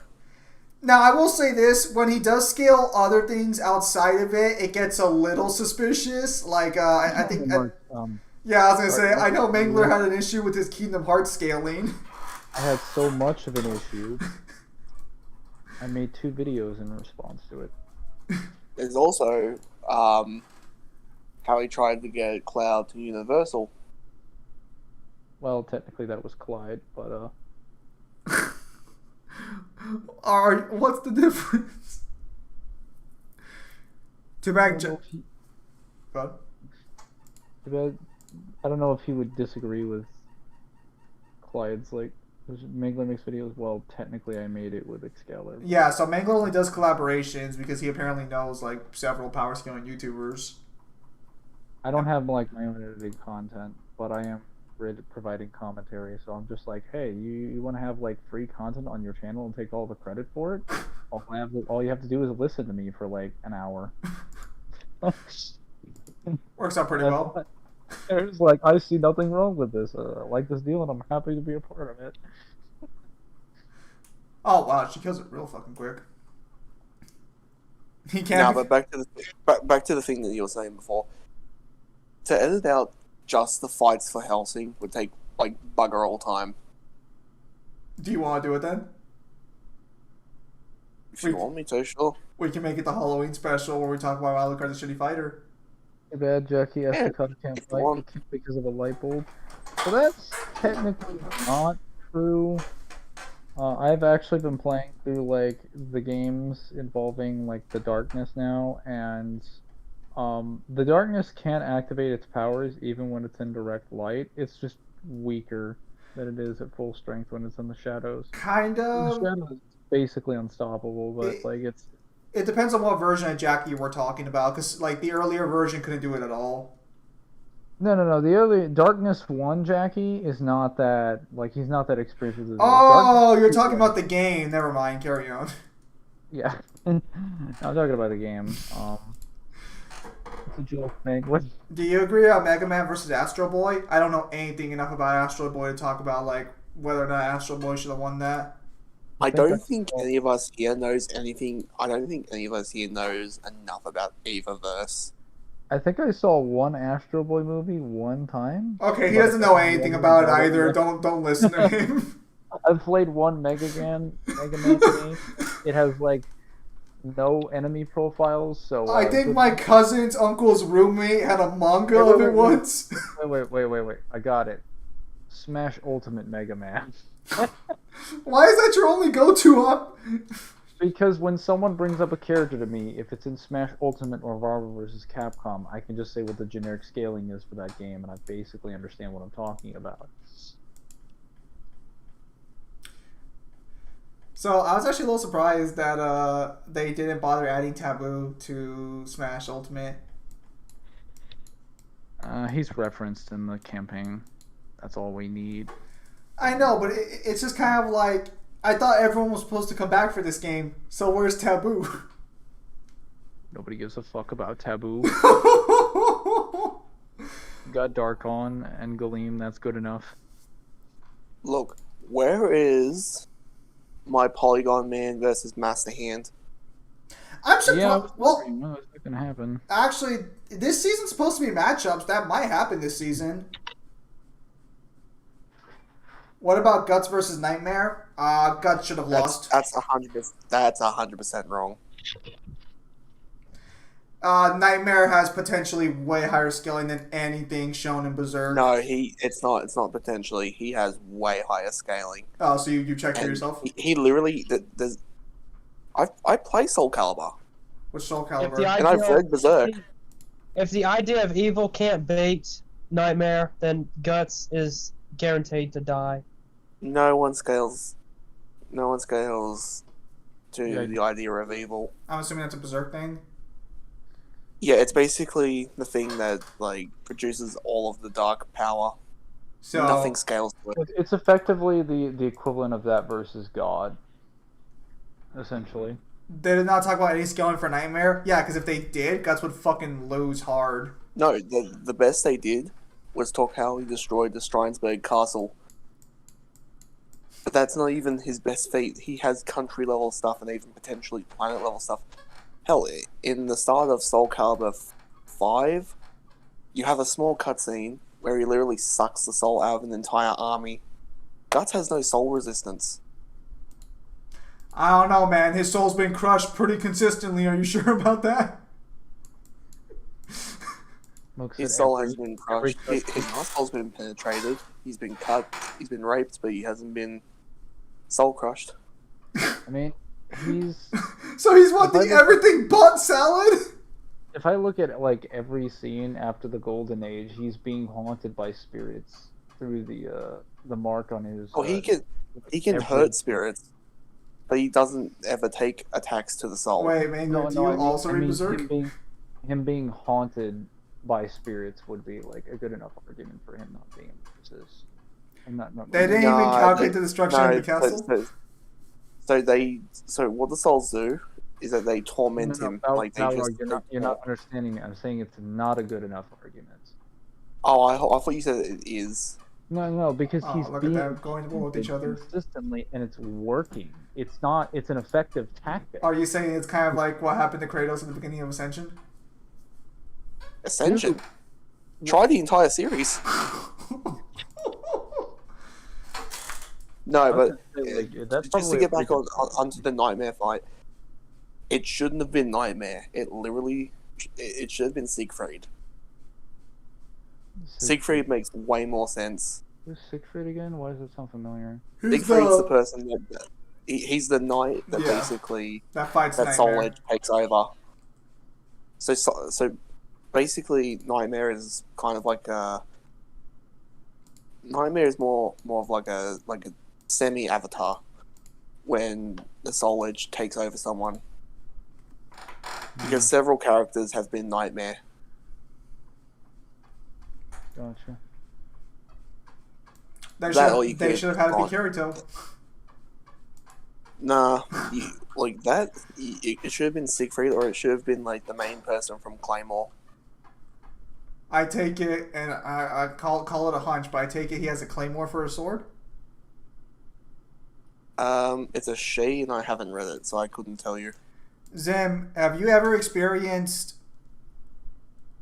It's a bit real world topicy, but not directly towards me. But I live in California, so my experience with the way the world works is very different from like everyone else's. So yeah. The North Star thing I'm seeing down here. Oh, that's not a Fist of North Star. Wait, are you referring to the general chat? Oh wait, no. I think that might be Fatal Fury. No, if you're looking at the general chat, that is the DMC reboot. That confirms that Limbo's a universe.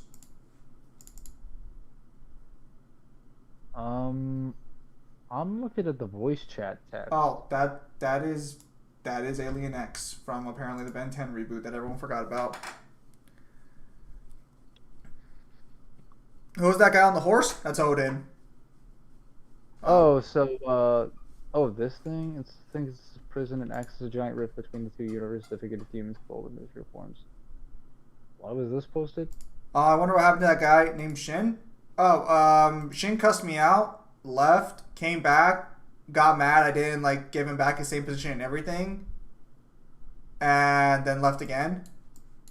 Except the second time he banned himself, which was kind of interesting. I remember the first time it was something about like account and all and governmental stuff. How do you ban yourself? Well, to be more accurate, Neo banned him, but he asked Neo to do it. I guess that counts. So that's what happened to Shin. Who do you think would have won between Deadpool or Pinkie Pie? I have no clue on anything regarding fucking My Little Pony, so I'm not even gonna bother. Let me see. What's this? Another sale going on? Yeah, no. Yeah, that's what happened with Shin. Honestly, the biggest problem near the end was like kind of like Shin's mic was really messed up, so like I couldn't really talk to him at the time either way. Deadpool, because he's not. I'm not finishing that sentence.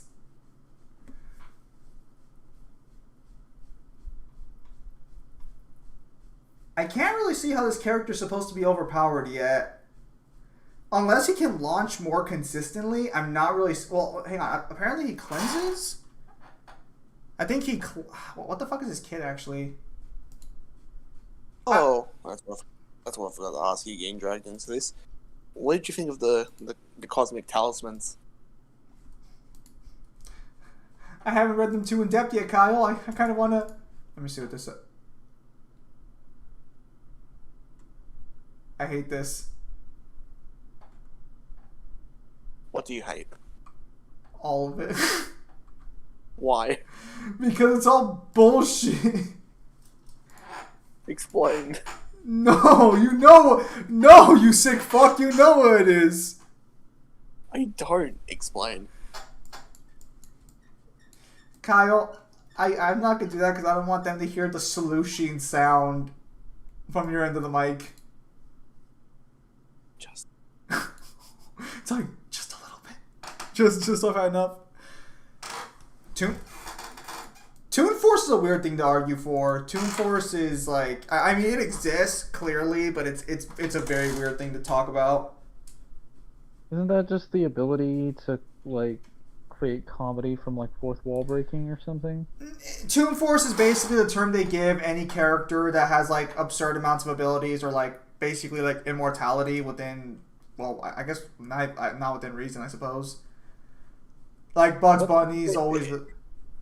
It's also kind of, like... Depending on what kind of show you come from, it can either be called reality warping or it's Toon Force. Yeah. Because they're both very, very closely linked. Because I Because think basically, to a Toon Force character, the world can be whatever they want, and they can do whatever gags they want. It's basically to like mostly used for the sake of comedy. That's why it's called like Toon Force. instead of just plain old reality warping. Like you know how there are some cartoons where the writer will have Daffy Duck on a parachute, but then he erases the parachute and puts it in the anvil, Yeah. and the writer is usually Bugs Bunny. I mean, you're not wrong, but like just hearing that, like just in your like fucking dead voice, like yeah. How embarrassing! I'm still trying I'm to figure. still. I No, was the I sad was thing surprised is- that people Well, would one at a time. I was surprised people would suggest the idea of Tom versus Bugs Bunny, even though Tom has one of the most incompetent track records in all of like cartoon history. It would have made more sense if you had Jerry to fight Bugs than Tom, but that's just me. Nah, if you're going for just like aesthetics, Bugs and Mickey works. If you want to go for like a hunter, basically getting his ass kicked every way, Tom's best opponent is either Wile E. Coyote or Elmer Fudd. I was gonna say Wile E. Coyote would probably be the smarter one there. If I'm gonna be 100% honest, the only fucking cartoon fight you can really have against Bugs Bunny is probably Popeye. Nah, I'd probably say like Mickey. I don't think Because Mickey Mickey has does- enough like hacks yeah. abilities. Mangler, smack him with Kingdom Hearts, go. Kingdom Hearts Mickey would get fucking destroyed. You have to fucking hope the old cartoons step up. I mean, I'm pretty sure the old cartoons just give him the same thing all cartoons give most wacky characters, and that's just reality warping, speed, and then like. Anime No, characters are it's like cartoons, those so I wonder if anime characters have Toon Force. Oh, okay, Some so do. you're really so like when you say cartoon, do you just mean any animation in general? Because like So this is you'll have to aim more towards animes meant for kids. 'Cause there yeah, are some that do it. I was gonna say because like some animes are certainly cartoons, or definitely what you would consider to be a cartoon. Others are just animations of things that would never be acceptable for kids. Like how Courage the Cowardly Dog being able to destroy the sun just by screaming. Yeah, I guess that's Toon Force to an extent, but that's actually a more calculable feat than what you would normally consider Toon Force. That's actually a fight I'm surprised I haven't done. I'm surprised I haven't done Courage versus Scooby. Courage would fucking stomp. Get out of here. Preferred I mean, I it don't depends know. on how courage works. I don't Because know. I think Courage- Scooby has absurd shit. I'm pretty sure he does. No, not in comparison to Courage Courage. kind of holds back in a lot of fights. If you're gonna use like restrained courage, I don't know if he can win. yeah, Like so use unrestricted.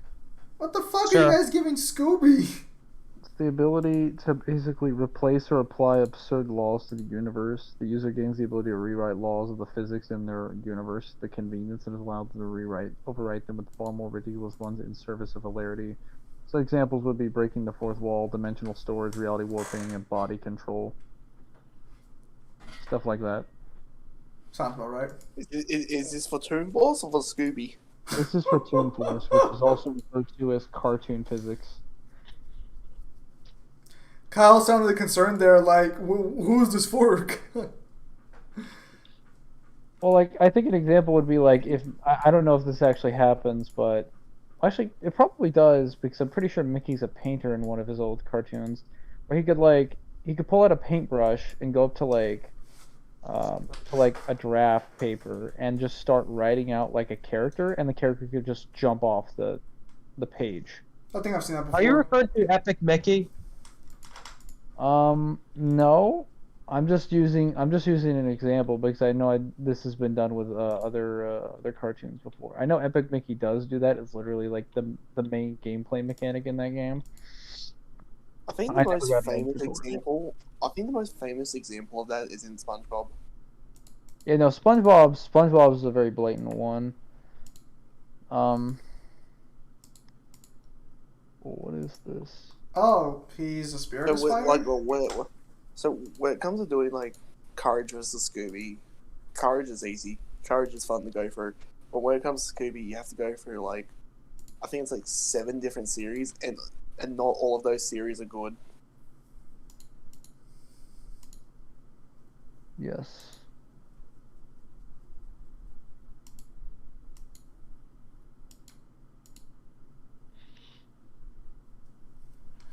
Scooby versus Courage actually be a good fight, and Deadpool and Pinkie Pie actually a very interesting matchup to me. And definitely not one I would have heard of. Wow, he really just jumped in front of lightning. Is anyone gonna do Dexter versus Jimmy Neutron? That one is actually one I'm surprised hasn't popped up yet either. So, you've basically got 2 choices. You could either do Dexter versus Jimmy, or you could do Stewie versus Eva. I feel Actually, like it kind of Wouldn't Stewie versus Rick from Rick and Morty be a better matchup?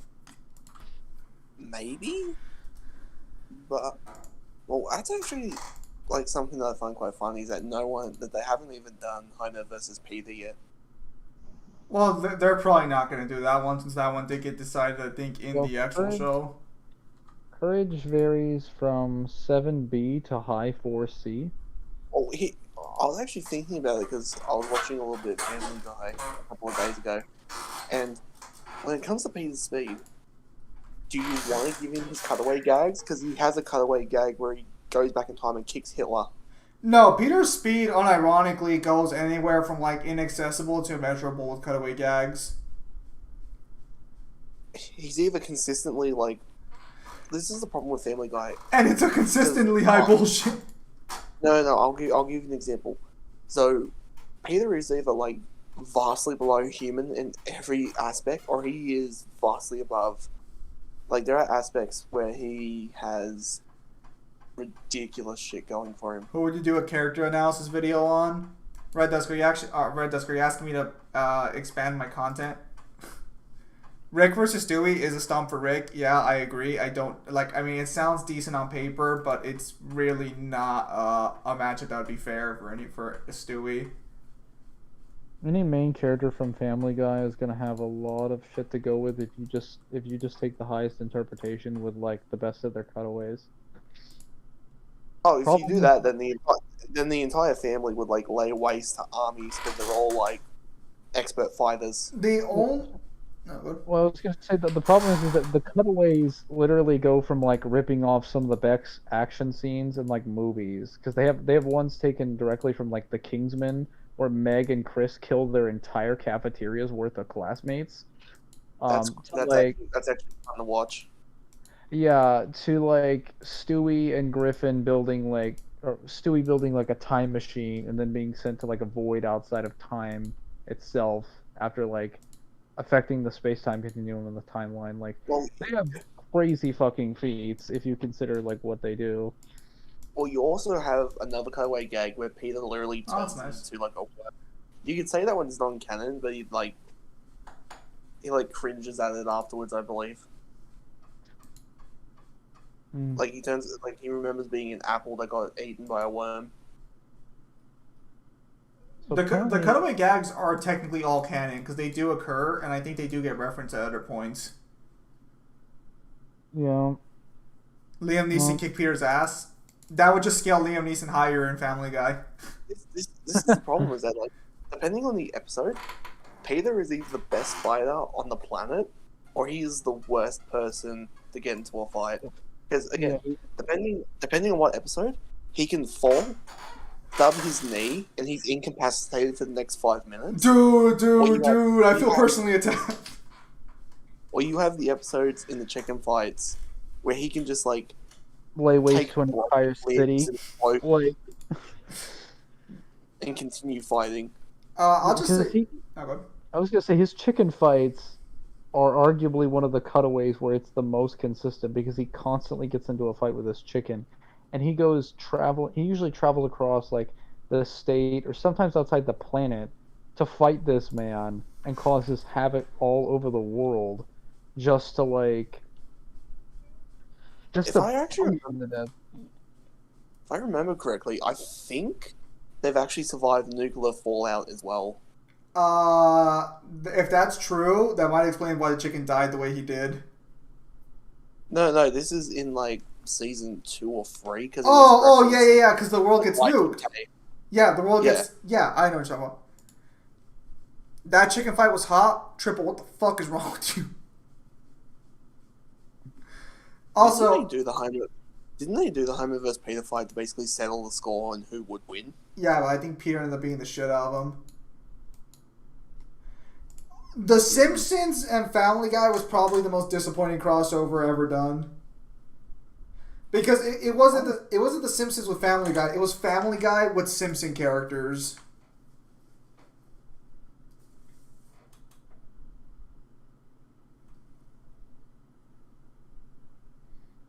I call bullshit on that. Turns Limp Bizkit on his phone and walks away. But the nuke episode turned out to be a dream. Was it? Was it? Me and Kyle said the same.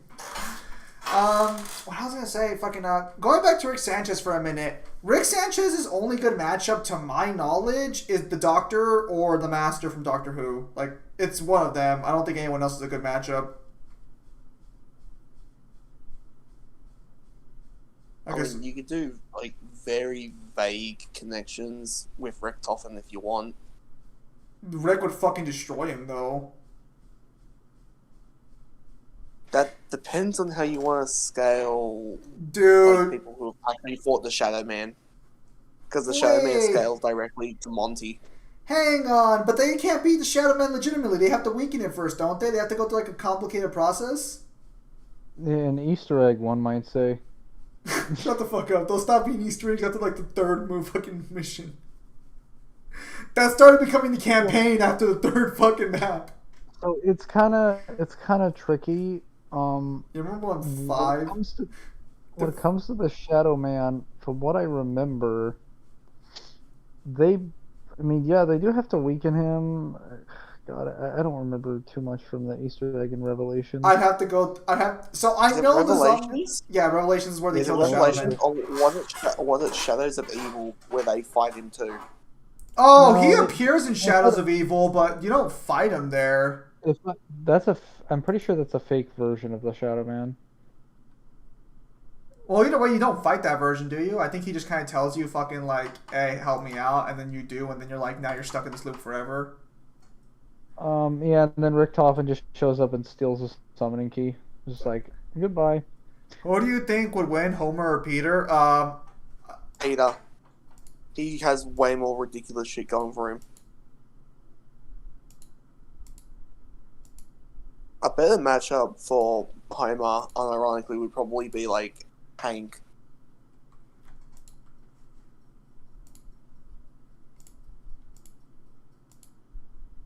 Hank from from King of the Hill. Yeah.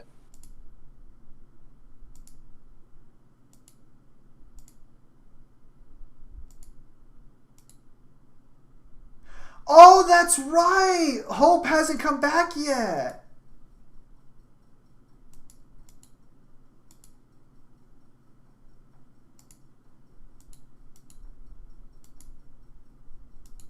I really hope they give us an adult Hope costume at some point, because Hope's still a kid in this game. You know what's a fight I'd actually be quite okay with? If they would do, Ed, and Eddie versus the Animaniacs. I'm pretty sure the Animaniacs would win. They have way more cartoon, like, fucking physics. Hey guys, I actually made an early script or fan fiction of either my OC or some other characters murdering Rick Sanchez multiple ways over and over again. Did you really did this like Rick and Morty that much? Fuck, I forgot Hope's not in the party anymore. Rick and Morty is a show that never really picked up for me. It's... wait, fuck. Wait, hang on. Yeah, I think Hope leaves in chapter 2, and he hasn't come back. Yeah, he hasn't come back. Wait. Oh, wait, did I skip Act 3? Hang on. That says complete and clear. Oh, have I missed out on 2 fucking campaigns? Oh, fuck, I gotta catch up on the story. Don't mind me. Apparently, I've missed out on my own mobile game store. Oh, don't mind me. No, but Rick and Morty, I think it's no. So it's meta humor. Its meta humor kind of got stale after a while, and it's really not as clever as it tries to be. It does have some really good, like, wow moments, I'll say, but it just has moments. I wouldn't say the entire thing's, like, amazing from start to finish. Because a lot of people fucking really just think it's, like, fucking greatest thing ever written. But, like, especially in the recent fucking seasons, like, their, like, meta humor is fucking trash. Like, so, I'm assuming everyone here who's watching either has seen the end of season 5 or, like, doesn't care about season 5. I haven't seen any Rick and Morty. Okay, so you don't care then? Nope. I've seen up to like mid season 2 and I dropped it because it was doing nothing for me. Okay, so I never actually watched the series consistently, but I watch clips every now and again. So like, cause like one of my friends used to watch it. My IQ's over 9,000. So we have a Rick and Morty fan in the chat. And so Evil Morty genocides the entire, or almost the entirety of the Council of Ricks and every Morty on there. And then he has the audacity to say, the reason I'm evil is because I'm sick of Rick. No, you're evil because you're a genocidal monster. Just because you want to be free from Rick does not make you, that's not why you're evil, dude. You literally tortured an entire group of your own people just to get at Rick. No, get the fuck out of here. And the only reason they put that line in is because the fans are gonna just fucking slobber all over that. Because that's usually what they do. It's why we had that whole Pickle Rick fiasco when fucking the Szechuan sauce came back. The what? The Szechuan sauce. You remember how in Rick and Morty season 3 they fucking make a big deal about a McDonald's fucking Mulan sauce fucking promotion? And how they brought it back. And I think they brought this back in America. I don't know if they brought it back in other areas. But they brought it back and Rick and Morty fans were fucking toxic about the whole fucking event. Probably gonna go. Alright, make it. You have a nice time slumbering. Wait, have you never seen the guy on the fucking like McDonald's counter screaming Pickle Rick? No. You should look up that at some point. No, I avoid that fandom like the fucking plague. No, you as you rightly should. I told people once at school that I thought that the humor was fucking garbage and it's not as intelligent as it like tries to make itself out to be. And I got everybody fucking was so angry at me. My problem is I felt Rick and Morty's characters could be good, but the show structure and specifically some episodes haven't done justice to them. I think the biggest problem is that they were kind of designed with the idea, and maybe it's just me not understanding. Maybe I just don't have a high enough IQ, but I don't really think they were ever designed to not be fucking. They weren't designed outside the idea of serialization, if that makes sense. Or no, that's not the way to put it. They weren't designed with serialization in mind. They were designed to be the random one-off adventure characters, and then they got turned into serialization. And then the fucking writers got mad about that. You can tell based on how they wrote the series. Because they kept trying to go back to their random adventures, but then they were fucking strong-armed back into the serialization. I love Demon. You know what's another cartoon that came out recently that I just can't stand? In terms of humor and just in terms of like its design. Big Mouth, I never understood how that took off. I don't understand why most adult cartoons are disgusting. No, yeah, most adult cartoons look fucking gross as shit. I don't understand why. Or I say it. Well, no, Big Mouth is an adult cartoon, right? Like that's what it's considered. It is, and it's fucking gross. No, it's the same like when I tried the first season of Paradise PD. I'm like, this show's fucking crap. There's some shows that I've seen where it makes some of the most amateur looking art look like art from Berserk on Adult Swim. I don't remember the name of this show, but it was really terrible. There were a lot of shows from Adult Swim that have like terrible artwork, but they got some merits like Super Jail and Aqua Teen Hunger Force. Dude, Don't say shit about Aqua Teen Hunger Force. That shit's good. I've wanted to go back to it now that I'm older to see if it's actually better than I remember, because it wasn't like too good as a kid for me. Think of it more like King of the Hill. It's one of those shows where you watch it as a child, you didn't get it, and you thought it was trash. You go back to it, and it's like, oh, I get it now. Wait, why'd they get rid of the level 100? New players can't do Cosmos. Well, actually, if they have Sid Reigns, they could probably do Cosmos. I think the only Adult Swim show I'm looking forward to that's coming back is the final season of Metalocalypse. The final season. Well, obviously you're looking forward to fucking Metalocalypse. Dude, not only do I get a conclusion to the story, but I also get a new album. They do albums every 'Cause time. They do an album for every new season. Did they confirm they're doing one last album, or are you just hoping it stays consistent? I'm hoping it stays consistent. Samaj, there's a new season of Metalocalypse. What?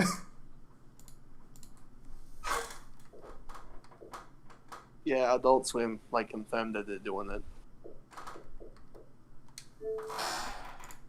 Hang on.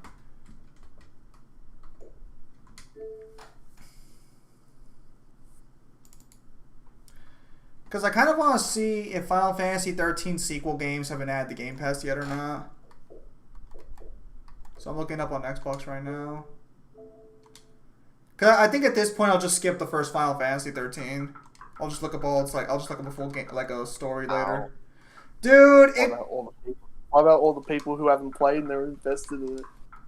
Dude, dude, if I can't get that save file back, oh fuck no.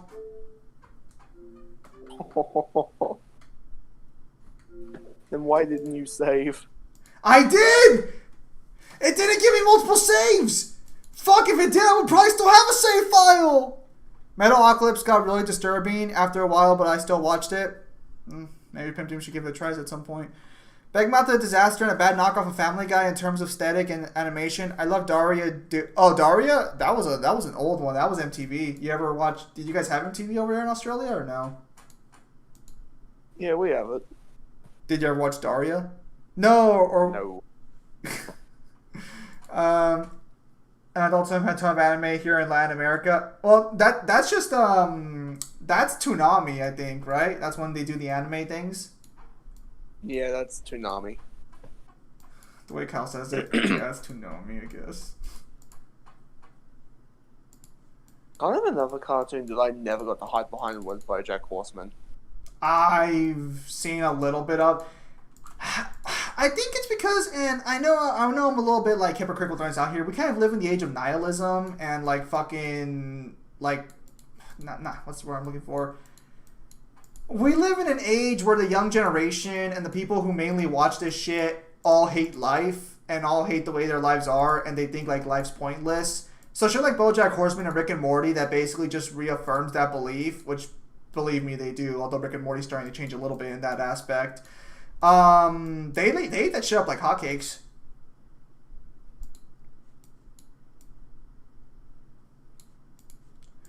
I was gonna say it's disturbing for everyone else. Pimp Demon's like, I'm not really feeling it. Basically, a bunch of Adachi. So based, Fetty, you're here a little later than usual.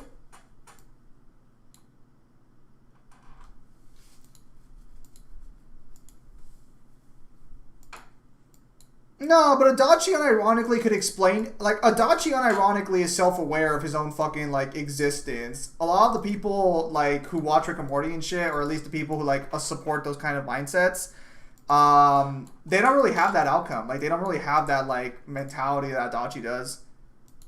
Playing Persona 2 explains it. I hate people who think like that. Yeah, I remember last time when we were talking stuff like that you got very upset about that. It's,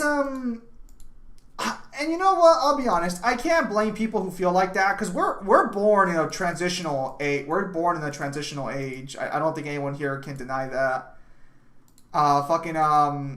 We can't go into space, and the good eras have already passed us by.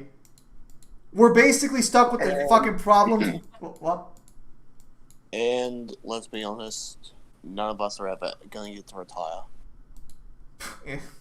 The benefit there is we might not even live that long. Where people are young, I didn't get upset, misunderstood. Well, no, but like you didn't like that mindset though. Like you were upset at that mindset. It's more like we live in the age where people in younger generations are getting so based they now have tossed morals and principles because they know in the end it doesn't work against bad people. And I am one of the believers that this thing was meant to happen. There was no way back from this. Well, the problem. This is making me wonder why people think boomers screw people over. Oh, make no mistake, they screwed all the other generations over. I'm not gonna blame them entirely for like the. Wait, hang on. Did I fuck up? Boomers can go suck a dick. No, like, let's be very clear. That, like, their generation and the one after it are the ones that literally, like, heavily polluted the planet and, like, destroyed all the resources. I had a harder time getting along with people born in the 70s than from the 50s. That's because 70s were all fucking druggies. Yeah, you're not wrong. Yeah. Oh, hang on. We're gonna lower you a little bit so that way your fucking puberty spikes don't hurt me. There we go. I don't know if it's Mike or if he's just like... What the fuck? Okay, so I'm gonna sound a little stupid here, but what is what genre of music is Limp Bizkit? New metal. No, I find it funny because nobody fucking knows. Kyle, allow me to explain. Kyle just threw a generic net over him. Look. So here's the thing. The previous generations really did, because again, like you can look at the 50s, 60s, and 70s, 80s, and shit. Even the 90s, the economy was like it was good for the most part. Like there was good outcomes and life was easy. You could get a house on the cheap. And so the problem is that they didn't realize, because no generation thinks forward. None of them do. Even this current generation, they try to act like they're all fucking high and mighty and shit. They're not thinking forward either. They're trying to fix their own problems right now. And if they can get away with it by causing bigger problems going forward, you know damn well they will. Unfortunately, people like take the easy way out instead of like fucking doing the actual work to get things done. That's just human nature, period. Alright, let's get the fog going. Adachi was right.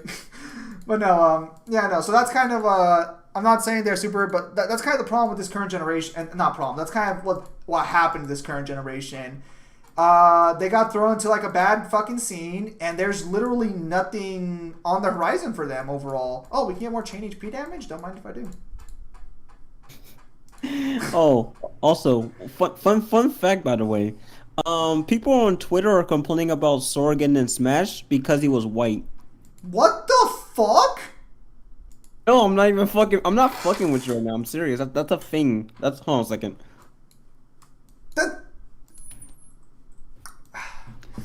No. I'll post it. I'll post it in the server so you can watch later. But no. People are actually mad at Sora, and they're demanding for him to be black. What?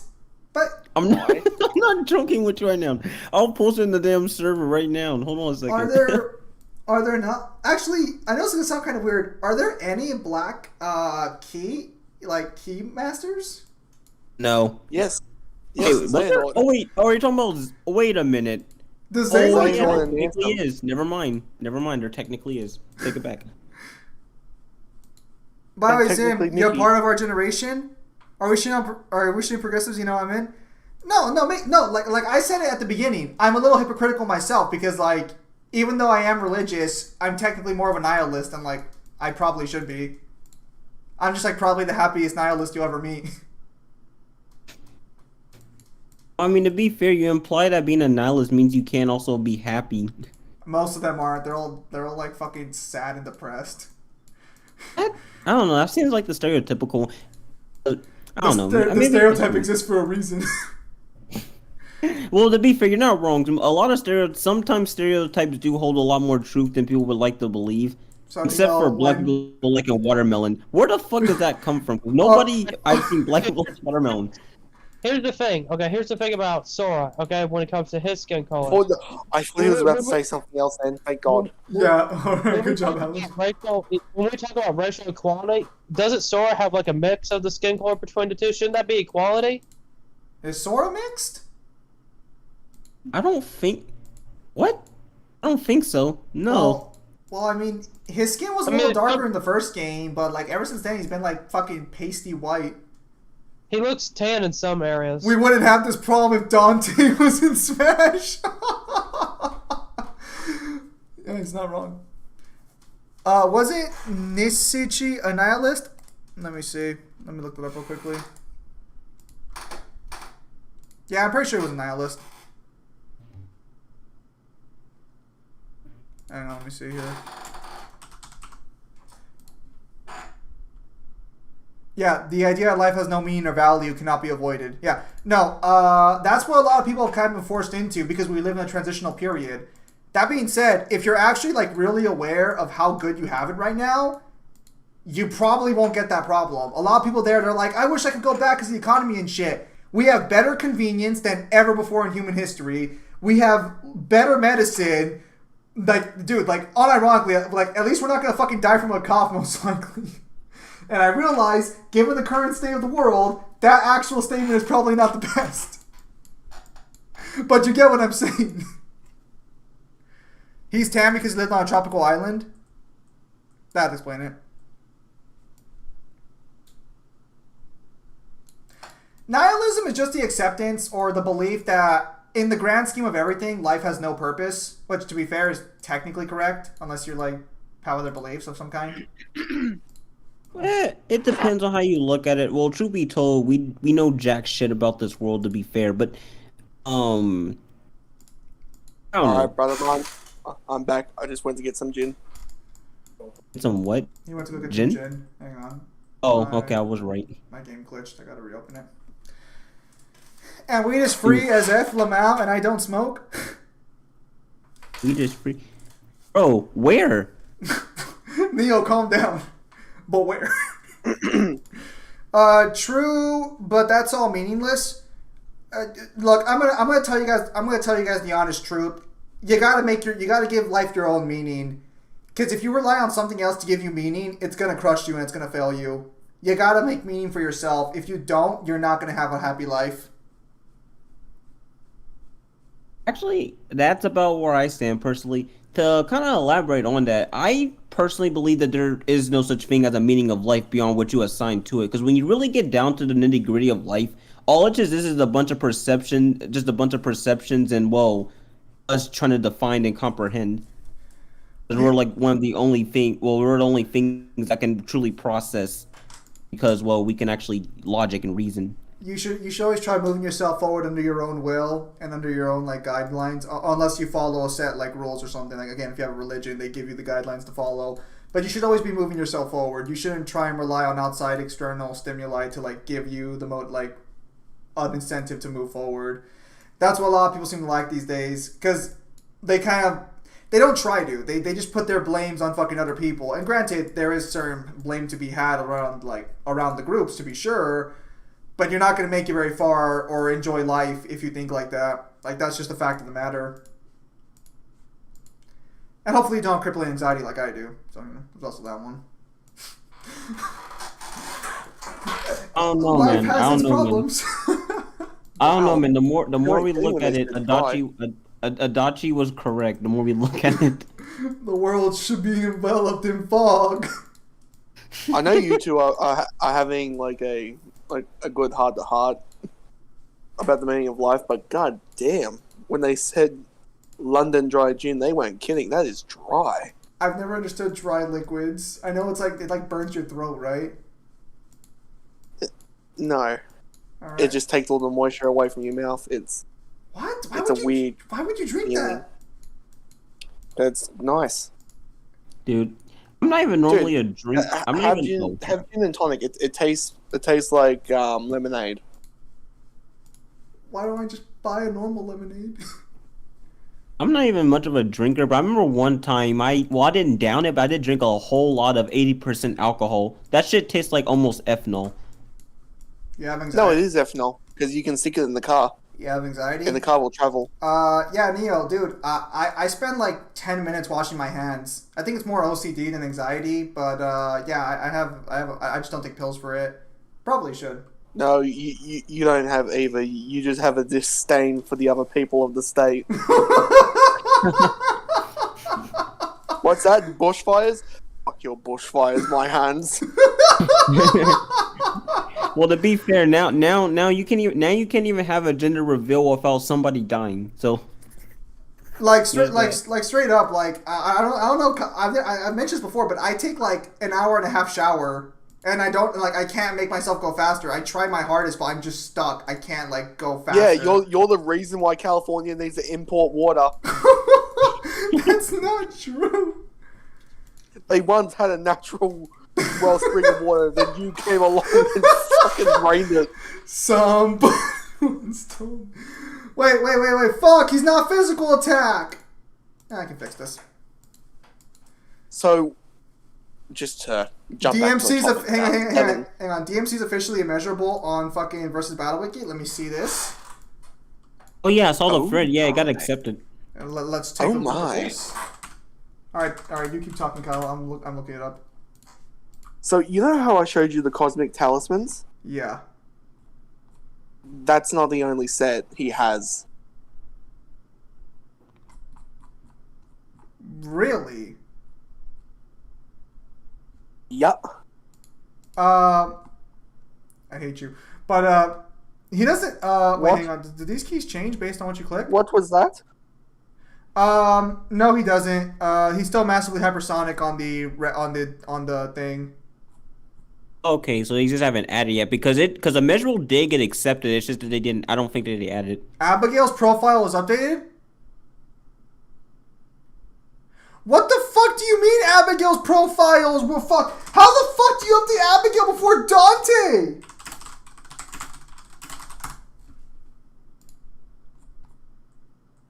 Yep. Immeasurable lifting strength, immeasurable speed. How does Abigail get upgraded first? Okay, hang on. Mundus, immeasurable. Wow, dude, I can't believe. Dude. Oh, is Matthew still on versus Battle Wiki? Oh, I hope he sees this. Oh, I hope he sees that. That'd be so fucking awesome. Matthew Schrodinger's a supporter? Oh, I hope someone tells him to take a look at that. Oh, I'm petty. That is petty, but it's funny as fuck. Me and him are a rivalry way back. He wouldn't be that. Yeah, no. So they're 2C with immeasurable lifting strength and immeasurable lifting strength. That part's weird. Because Dante's page is locked him out. No, he's banned and quit from the forum. What? What the hell did he do? Also, Red Dusk, in order to be a measurable speed, you have to move beyond linear time. This is normally done by going backwards or forwards in time, but if you have a statement saying you can move like outside of time, basically, or outside the linear time axis, you basically get a measurable too. It's weird, but basically, just like imagine the Flash going backwards and forward in time. That's a measurable speed. Unless, Neo, you have a better explanation. Sure. So basically, characters who move. Well, there's many ways to get immeasurable speed. Being able to move through time or time through just pure speed alone and no assistance of abilities or whatsoever. And this kind of goes into an extension of what immeasurable is, which is, as he said, moving beyond linear time. So what it basically is characters who can just move beyond past, present, and future and move in, and like either they perceive time as in multiple directions or so on and so forth. Basically, characters who can move beyond past, present, and future, which basically also includes moving through time, which is literally that. It's I'm sorry, I've made it more complicated than it actually is. Red Dusk. So right now, all Demon Kings and Demon King level demons would have immeasurable speed. So just like imagine Nightmare. Actually, do they have Nightmare having immeasurable speed or no?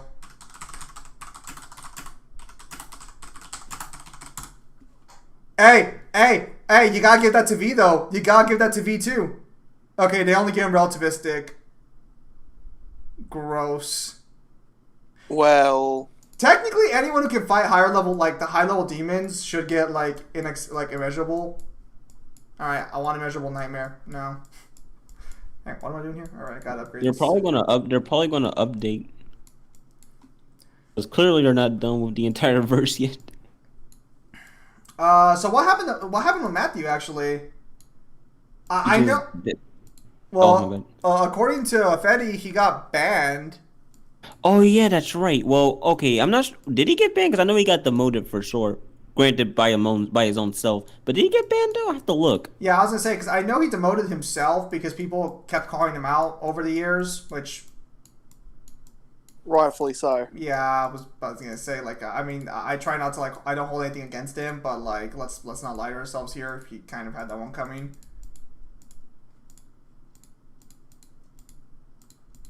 And it's crazy how it took literally himself for him to get demoted. Like, ignoring all the legitimate reasons, nah, he just got demoted because he said so himself. How the hell?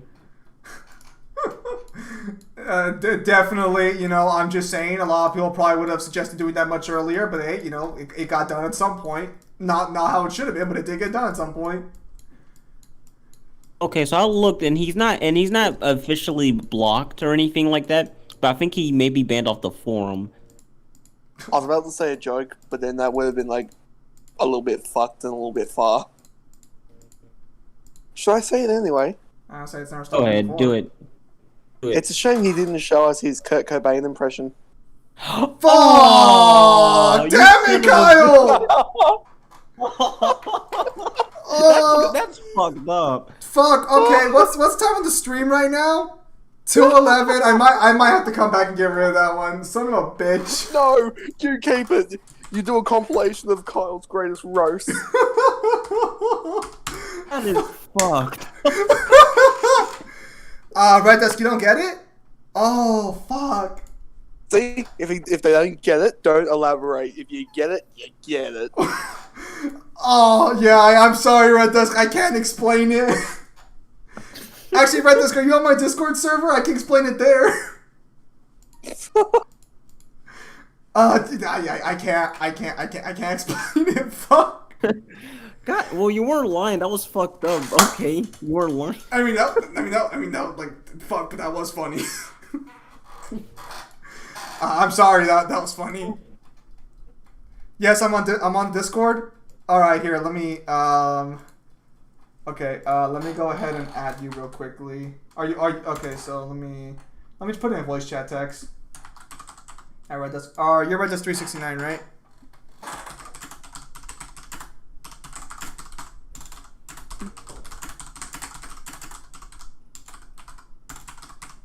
There you go. It's on Discord. I added you. Kyle's the man. Kyle's what I fucking used to be like back when I was fucking younger. He just didn't get nicer like I did. He just stayed the same.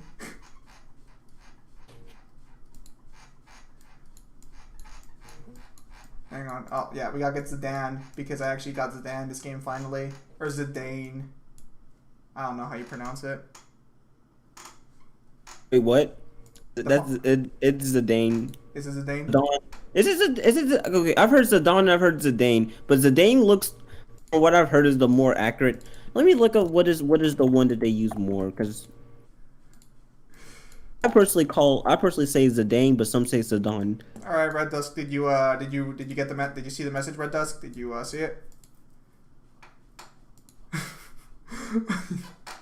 I should have known. I really should know better with Kyle at this point. Hang on. But yeah, no. The difference is that he got pretty and you got chunky. Lol. Wow. I was actually never. Still don't know how it is funny. It's very dark humor. It's very dark humor. You'd have to. You'd have to just like that kind of humor. It's not for everybody. That's fine. That's fine. But yeah, it's very dark. It's very like dark humor. What if that's the reason that we haven't seen him? Well, in that case, at least that's not on me. That's the the only thing you have to say. Well, I'm still convinced I might be responsible for someone in League of Legends because they were like, I saw this before, but they're like, if you like kill me, I'm going to we'll say Kurt Cobain yourself.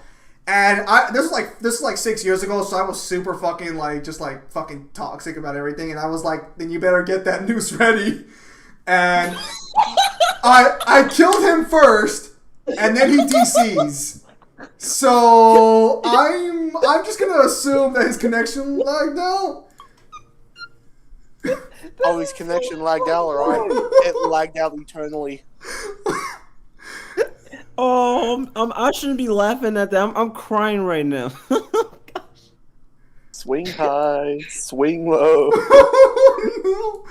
Oh, So man. okay, so this is where things are kind of weird. I actually like dark humor, but I fucking hate gore. I fucking hate a lot of like gore fucking anime and manga just for the sake of gore.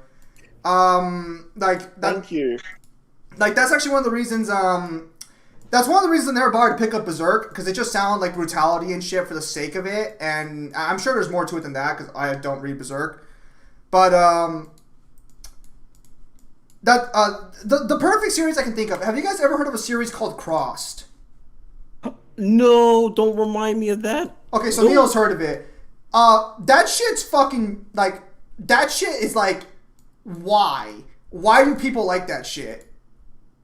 I'll never understand that crap. Dude, it's made by the same person who made The Boys. Well, I actually don't like The Boys either, actually, for similar... Well, not specifically for the same reasons, but similar reasons.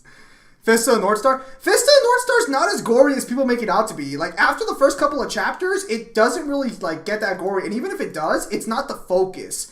Like, again, unfortunately for Neil, since he knows what Crossed is, like, in Crossed, all the brutality and all the gore is the focus of it. There's no other merit to the actual work besides the gore and shit. At least with Fist of the North Star, there's like Kenshiro, there's fights, there's other shit going on, and at least with Berserk, I've heard there's like a humanitarian story. Okay, to be fair, for Fist of the North Star, if you only get the gore for the fodder characters. Did you say you only get the gore for the photo characters? No, like, let's be honest. If you're fodder, you're bound to die a gruesome death. If you're not fodder, you get something akin to honor. No, you still get a pretty fucked up death, though. Like, fucking... I don't want to talk much about it because Neil's going through it, but even the fucking named characters don't get off easy. They just don't fucking get, like, brutalized the same way other North Star techniques do to certain people. Well... No, it's Crossed. It's spelled like this. It's pure gore. Hey, Pimp Demon, you might actually like it. That sounds right up your alley. But it's like pure gore, and it's gore, sexual assault, it's everything, and that's all there is to it. And I don't get how it, well, it's not popular, but I think I heard Amazon might actually pick it up for a fucking TV show. Sam, is this exploitation? Hang on. Is this exploitation? I think that's a fair way to put it. Neil, would you call it exploitation? What Crossed is? Yeah. I mean, I don't see why not. Yeah, no, I think that's So a fair what's way to it? put it. So what were the things that are in Cross again? Okay, so do you want like a plot synopsis or? No, just the general things that are in it. Gore, sexual, like assault of like all categories, like cannibalism, brutality. Like again, if you can name it, it's probably in Crossed. I'm surprised you even know what the fuck that is. So let me explain. For some fucking reason, YouTube sends me this. I fucking hate this kind of comic shit because Marvel does this shit too. I don't know if you've heard of Marvel Ruins. Fucking trash. But YouTube recommends me this crap, and one day recommended me Cross. I think it was like fucking because of like a horror of week or something. And I'm like, you know what? This gets recommended all the time. Let's check it out. Biggest mistake I ever fucking made. Oh. Do women and children suffer in Cross? Oh, fuck yeah. Oh, yes, they do. Yeah, no, dude, like fuck. It's everyone. Okay, I'm gonna give you guys. Oh, good. Especially the women. Oh, well, to be fair, they don't suffer any more than the men do. Yeah, no, that is true. But I'm just saying the way that they get women is pretty fucked. Okay, so let me go ahead and give you the plot synopsis for Crossed in case you don't know about it. Okay, so in Crossed, there's a virus, and the virus is never explained. It's inconsistent, and I don't even want to get it. I don't even want to What get into does the The fucking. Walking Dead have to do with this? Funnily enough, it is drawn by the guy who draws The Walking Dead, if I recall correctly. Okay, what's one horrible death that happens to a woman? So this is where things get. There's no logic in the series. But so basically, whether you're male or female, if the Crossed find you, they're going to rape you. And then they're going to mutilate you and tear you apart, even though that kind of goes against what they should be doing. So I, like, the most...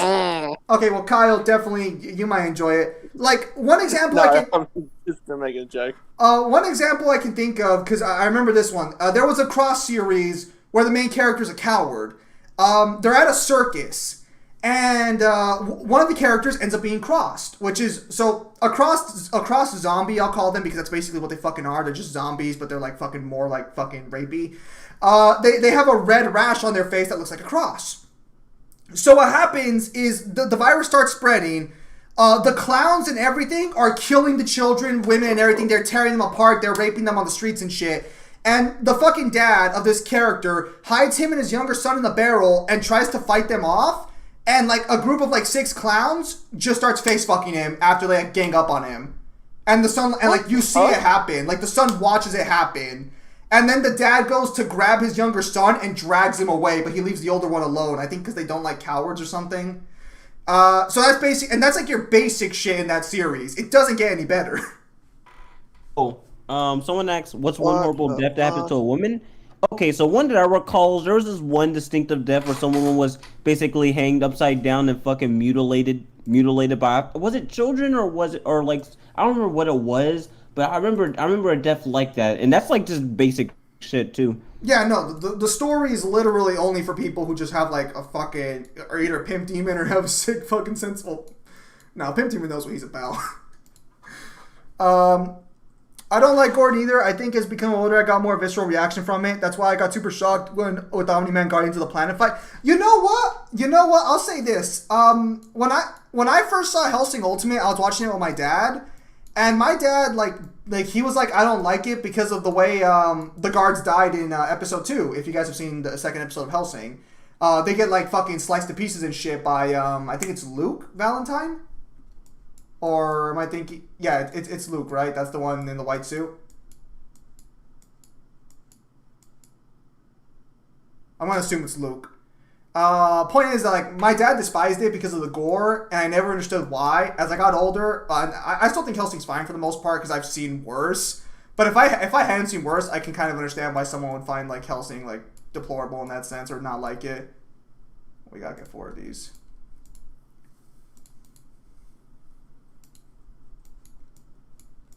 I don't know. It's like the problem is that there's no even like story in Cross to like justify what's going on because the writers just do it for the sake of doing it. Like they don't try and set up internal logic or anything. They just like we're just gonna have rape zombies and that's it. That's literally the entire plot of Crossed. And you know it's pretty bad when Boys is a step up from this. Yeah. So I keep in mind. Okay. Oh, my bad, sorry. Oh, I was gonna say. I was like, keep in mind, I do. Okay, so I do like the adaptation of The Boys, but I do not fucking like the comic. I really don't.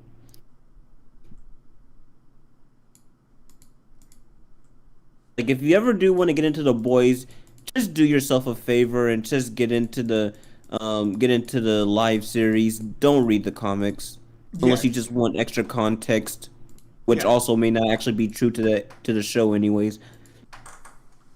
I did watch Hellsing and read the manga, and yeah, there is way worse shit out there. I think it's so exaggerated in Hellsing, and the characters are so appealing, you throw those things to the side. Exactly, that's kind of the way I feel about Fist of the North Star. Like, even if there is gore that pops up, which again is only really at the beginning or for minor people, because most of the time they just explode, you kind of forget about it because it's not the main focus. Like, that's just to introduce you to what the Fine Style can do. It's not the main focus of the series. Like, the series doesn't go out of its way to try and one-up its own gore the way these other shows, or the way these other IPs do. I'm here to fix up his armor. Till Toki appears, we don't talk about that. Toki's different in every way. Thank you. And Kyle's butler still gaining him drinks, it seems.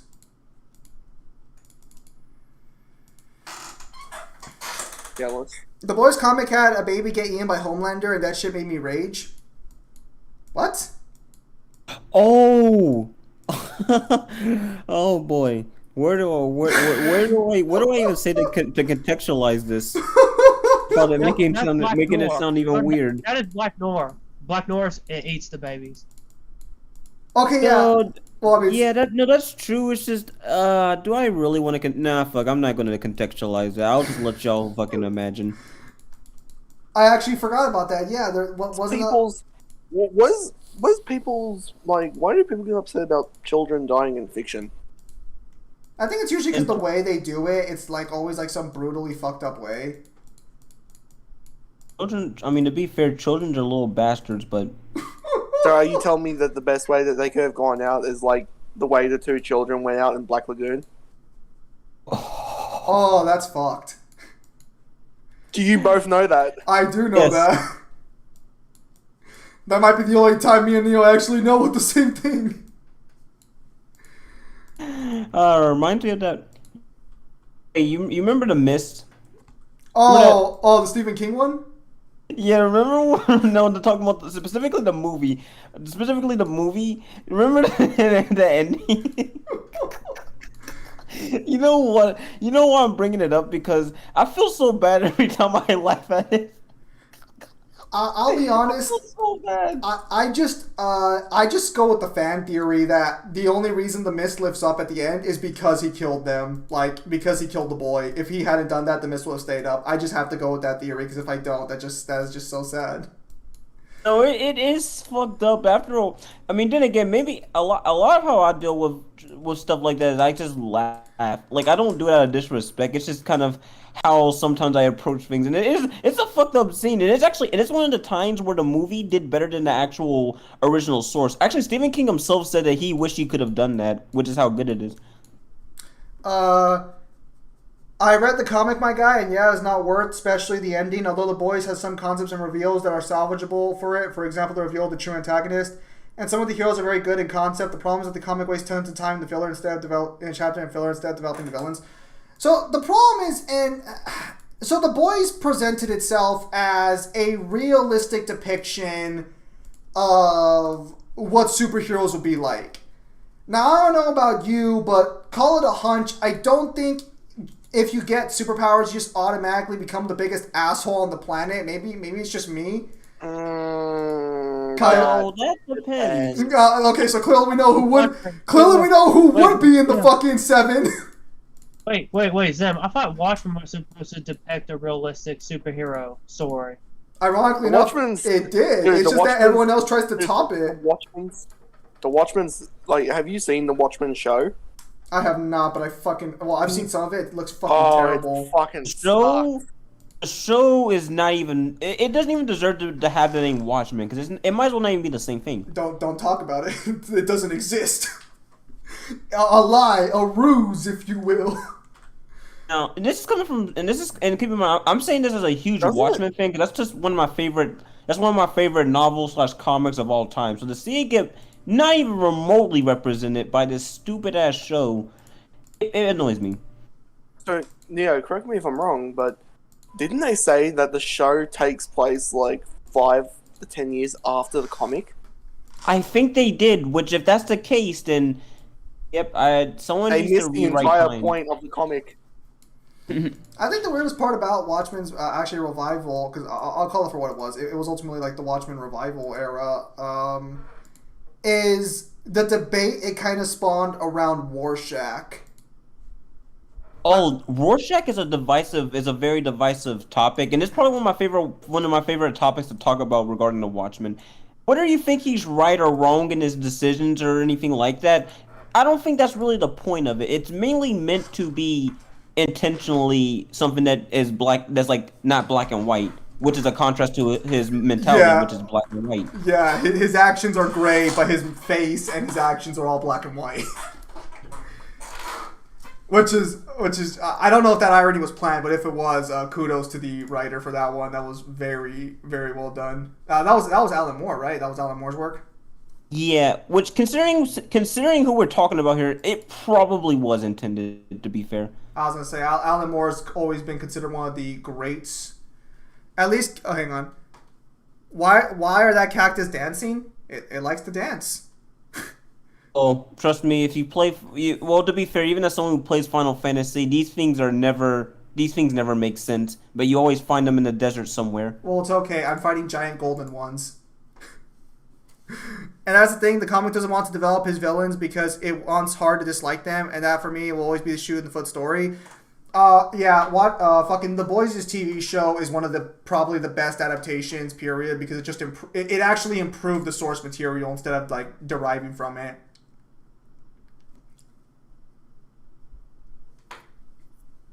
Except for that one guy who keeps getting typecast every single fucking show he's in now and everything he's in. The main antagonist of Far Cry 6. That guy's typecasted so hard now.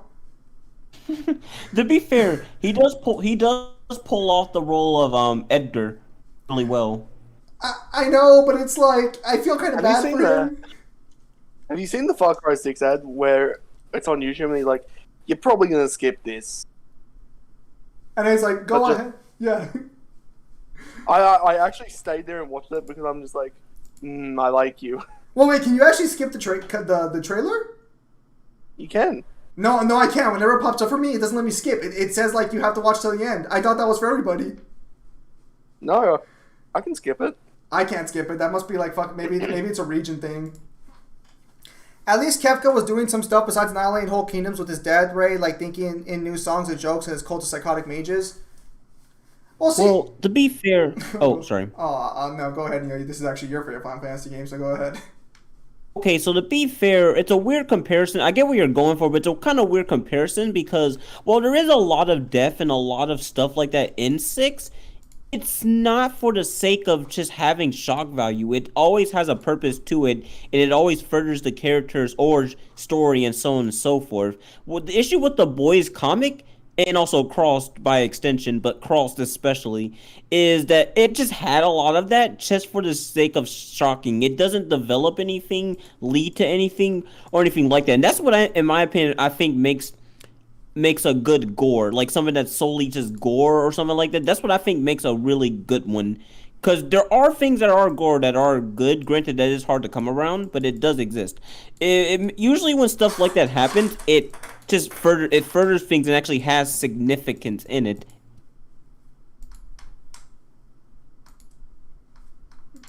But sorry that to interrupt. Reminds me of the horrific scene in Philadelphia. From what? Philadelphia. It's a movie that looks like a children's film, but it's anything but that. Okay.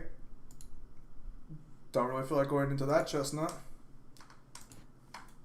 I still gotta do these, actually. I'll take care of this later. Yeah, no, see, the thing is at least for me, if you're going to have gore in something, it can't be your focus. It has to be a side thing. But I know some people are around specifically for the gore. Like, some people really like that. I know Pimp Demon's a real big fan of that sort of thing. I've just never understood it on a fundamental level. Just never clicked. And I'm probably fine for that. Although I do have to be a little more grotesque technically in Tom Gold Order since it's just for 50. But that's anything over there. Hang on. Let me spawn here. Yeah, no, I'm actually surprised though, Neil, that you actually knew about Crossed. How'd you end up finding out about it? So I was on a search to find what is one of the worst comics, like in terms of content. Oh, and that's a lot of people told me what Crossed was. I was like, what the hell is Crossed? And I looked into it, and I read it, and I'm like, you know what? Maybe I should just block you and never talk to you again. Neil's like, what's the worst thing I can find? Oh, some people were nice enough to help me out with my journey.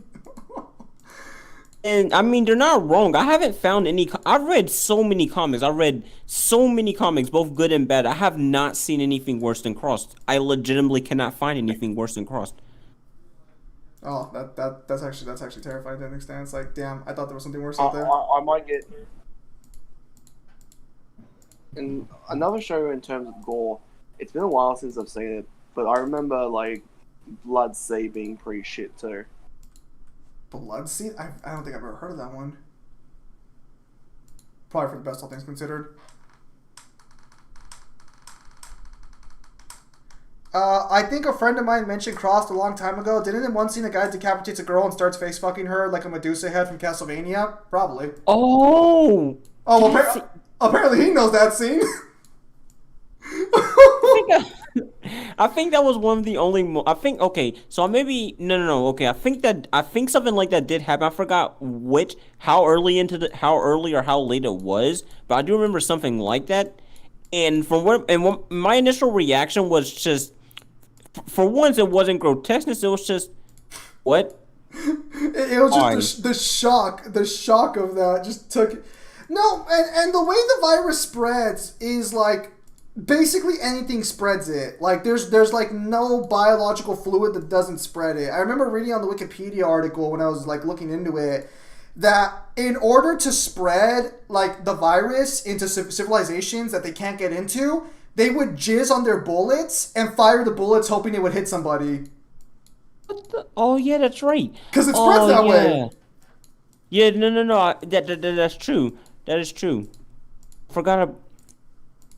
Now you might think to yourself, like on a biological level, okay, so it spreads via any biological substance. So they would obviously try and spread it to wherever they can. Yeah, but then they spread it, and then for no reason, they'll kill the person they're spraying it to in the most vicious way possible. So like, it's not even just okay. Let's have rape zombies. It's let's have them make no sense on top of that. It's just weird. Boys, we are going straight to purgatory for some big cleaning. Oh, fuck. I think the funniest thing about purgatory is that if I remember correctly, it's not like a peaceful water ride to heaven. You go through a lake of fire. In purgatory, you get burned. So that's fun. When I first saw Crossed, I was like, man, what was going through the head of the idiot who made this comic. I think they were trying to just make the most fucked up thing they could get a hold of. Which, to be fair, if that's all you're trying to make, you can probably top a lot of people. But obviously, whether or not your actual, material succeeds is up, up in the air. But, I think they were satisfied with what they came up with. The bastards. I really hope that Amazon or whatever doesn't adapt the Crossed. I understand that they probably could make it better somehow, maybe. Well, no, with Crossed, I'm gonna say it right now, I don't think you can with Crossed. Yeah, I mean, it's possible, but like it's not likely. Because you have to get rid of all the nudity too and all the gore behind it, and that's like the entire series. Man, sometimes I just wish I could just reset time to forget about this. There's very few things that I wish I could just unread, and that's one of them. I didn't try to read it. I did watch the YouTube videos that go over the comics, but it took me like 3 to 4 weeks to get it out of my head because it would just keep popping in my head at the randomest of times, and I'm like, damn it, brain. At least Chelsea was trying to make it fucked up but cooler and charming. It's like Timo, you could squeeze that little shit, but you know it's a killing machine. I want to touch Timo with a fucking 50-foot fucking pole. What the fuck you want about? Timo, I don't trust Timo. I would never ever touch him. Like Zim said too. That's good. Oh, he's got an attacks keystone. Oh, we need that. Fuck. Is he the only one you get a hold of right now?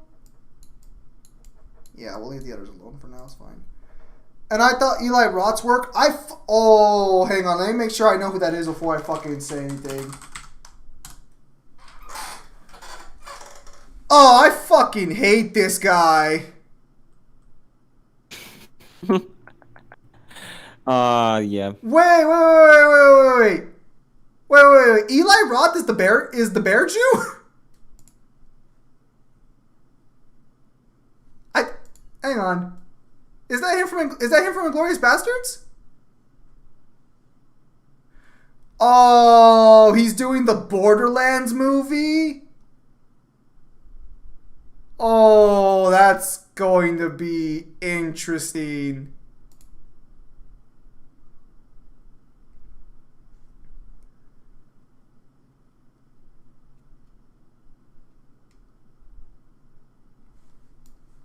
You know, I've actually, I think you're referring to that one. You know what? I've actually never read this one. My friend did. But what the fuck is the hentai called? Thank you. Metamorphosis. I've never actually bothered to read Metamorphosis. I know about. Oh no. Okay. My friend did read it, and he sent me the meme where it's like I finally understand what it's talking about with the guy's eyes bleeding. Here's the thing. Here's the thing about Metamorphosis. I'm not gonna say particularly its content, but what makes Metamorphosis just so brutal to read is not in gore or anything, but just how fucking down to earth and fucking real and too real it actually is. Like, you may not know the context, but the amount of situations that the character goes through is just too real to where if you know someone who's been through that, or that thing kind of hits you, it hits you hard, and it will fucking make it'll tug at your strings and rip them out. Oh. No, he's the one who did. He's the one that made Great Inferno and Cannibal Holocaust. I don't know what Cannibal Holocaust is. I don't know that one. I know what Green Inferno is because I remember my family used to like pick on me and like tease me over that one. Fuck those people. Yeah, no, no, fuck. I know Hostel. He made Hostel. I know Hostel for sure.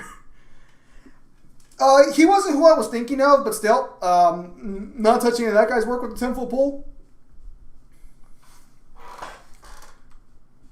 It's just like, I don't know, man.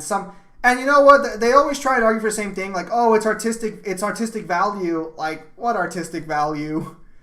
Let's not lie to ourselves here. What exactly are you getting out of this? What's the? Oh wait, hang on. What is this? Film. It's on. A Serbian film. Yeah, I know. They're incredibly fucked up. I know about that. Yep. Metamorphosis is what happens when your parents don't do their fucking job. So the parents in Metamorphosis, fuck them. They should actually die. Those are some of the worst parents I've ever seen in like fiction. Cause like, again, are parents who are actually like that, and it disgusts me that there are parents in this actual world who are like that. That it pisses me off.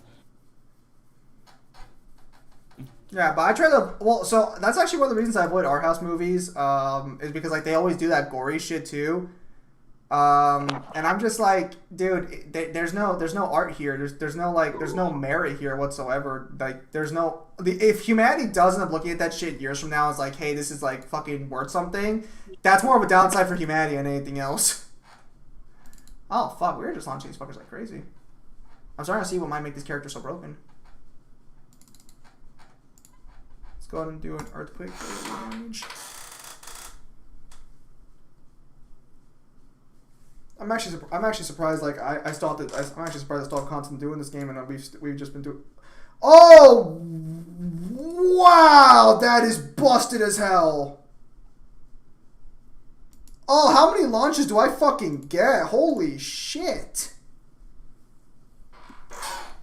Yeah, so I've never. The guy did our manga after Metamorphosis, but didn't hit the mark as that one. My problem was that yes, it does touch on the very fucked up things, but at times goes to the point of like, why, dude?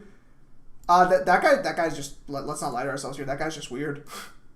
Oh no, the dude who makes it, he's actually a really nice dude, and also really smart dude. It's just that, like there's like an interview, or actually I think several of them, but there is an interview with him, and he explains so much things about the manga, why he wrote, and so on and so forth. Dude is actually really nice. Dude's actually really nice, which I find it funny because the same thing is with same situation with Junji Ito, really nice dude, but makes some really fucked up shit. Oh, that's the guy where that fucking that's where your server fucking icon comes from, right? Yeah, you noticed. Oh, actually noticed. Nice. Yeah, I've never read his work because it's like it feels like something I would like avoid, but I'm aware of his work. Dude, I said before that Junji Ito is one of my favorite horror artist, illustrator, whatever. Dude is amazing. So you can imagine Whoa. I would use the model of that girl and people think the fuck is that who I think it is? Yeah, the author's actually very nice. Well, I think actually I think Cartoon Network actually had that character's design in one of their more recent cartoons too, if I remember correctly. Or I don't know if that was just a meme that got spread around. What? From the girl from Metamorphosis. I think I saw like a picture floating around on like Instagram when I was on it the other day of like I guess she's in a Cartoon Network cameo, like in a school setting, like I guess she's a classmate. I have to find something like that again because that may be true. I know there was one anime that did do a reference to it. What anime show that did a reference to it, but or what? Metamorphosis by Frank Kafka. No, Red Dusk. It's a hentai. It's supposed to be a fucked up hentai.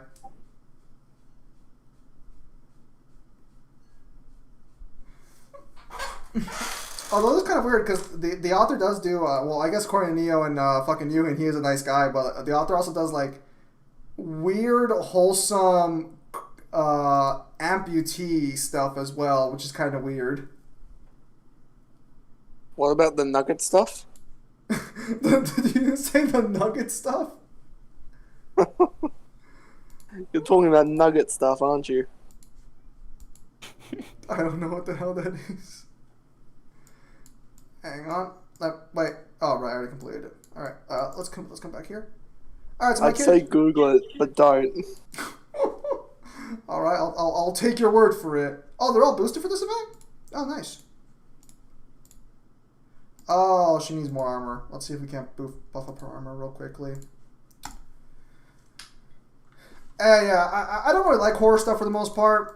If you guys actually watched my last couple of playthroughs on the random games on Sunday, you'll know I'm not the biggest. You know I'm not exactly a big fan of horror stuff in general. Hang on, where's my Type 0 people at?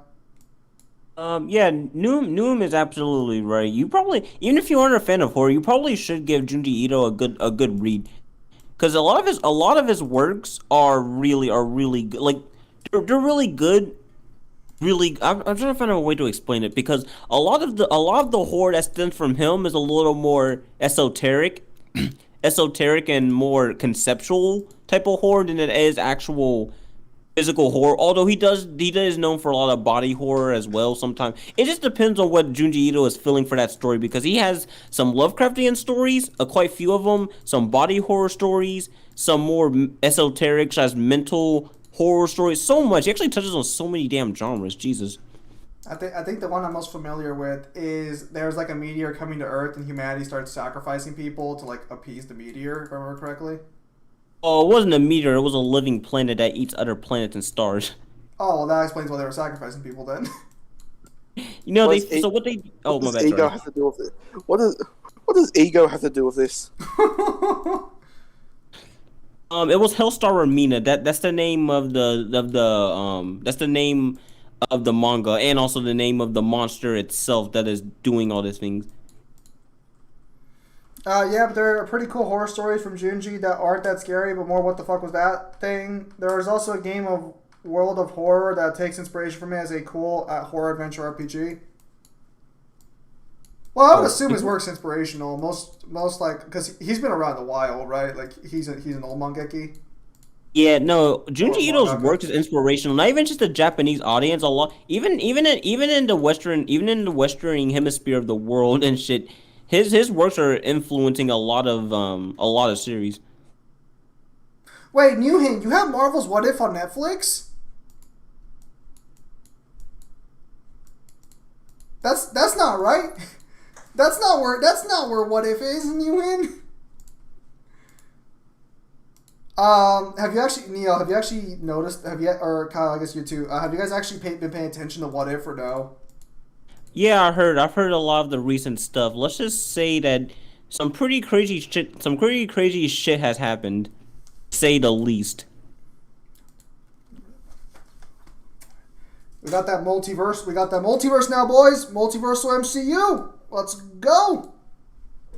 The ironic part about it is taking if into account. You actually can argue the Infinity Gauntlet and stuff as being like at the very least galaxy, at the very least, but obviously higher though. But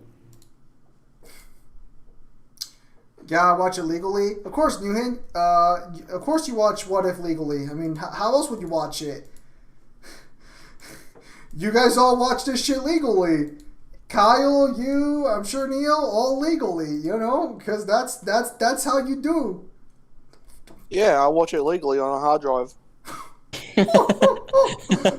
Like he said, legally. Shut the fuck up. Shut the fuck up. Allegedly. Shut the fuck up. Do not ruin this for me. Like I said, I gotta throw that in there for the allegedly. You gotta be careful because Disney is watching and they will send snipers to your house. No, Kyle's not like Jack Sparrow. No, Kyle does not sail the seven seas. I don't know what would give you that idea, but he does not.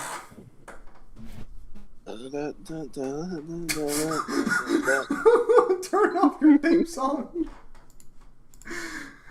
That kind of reminds me of like the SpongeBob episode where like fucking Mr. Krabs is fucking where they're trying to get Mr. Krabs' wallet and they start playing the Jaws theme song and it's like, no, stop playing that theme song, it's getting closer.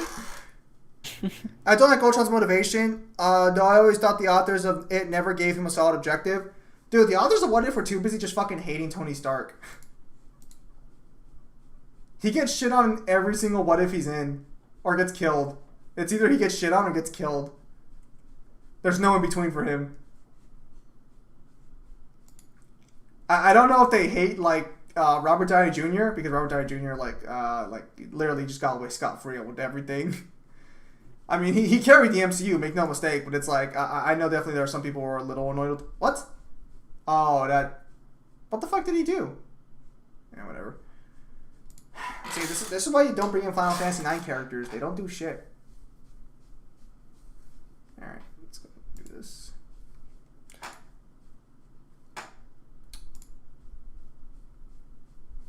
I'm sure they were helpful in their own way. The only one that's helpful is Garnet. She's the only one. Well, okay, so apparently, if you fully max out Zidane and you give him all of the fucking high-level gear that just came out, he's pretty good. But that's a given. Also, Kyle, I know beer is bubbly, but come on. I know some idea, dude. What if Ultron makes his robot utopia, but then his own robot starts getting sentient? We have a near automata where it's robots versus robots for the human legacy. You know, you want to know what always kind of caught me off guard is that why is it most fucking fictional robots don't ever actually end up fighting each other, even though like logically they most likely would? Oh, that's weird. So only on his knockup does he actually get his animation and his extra attacks. I think that's one of the things I always liked about the game.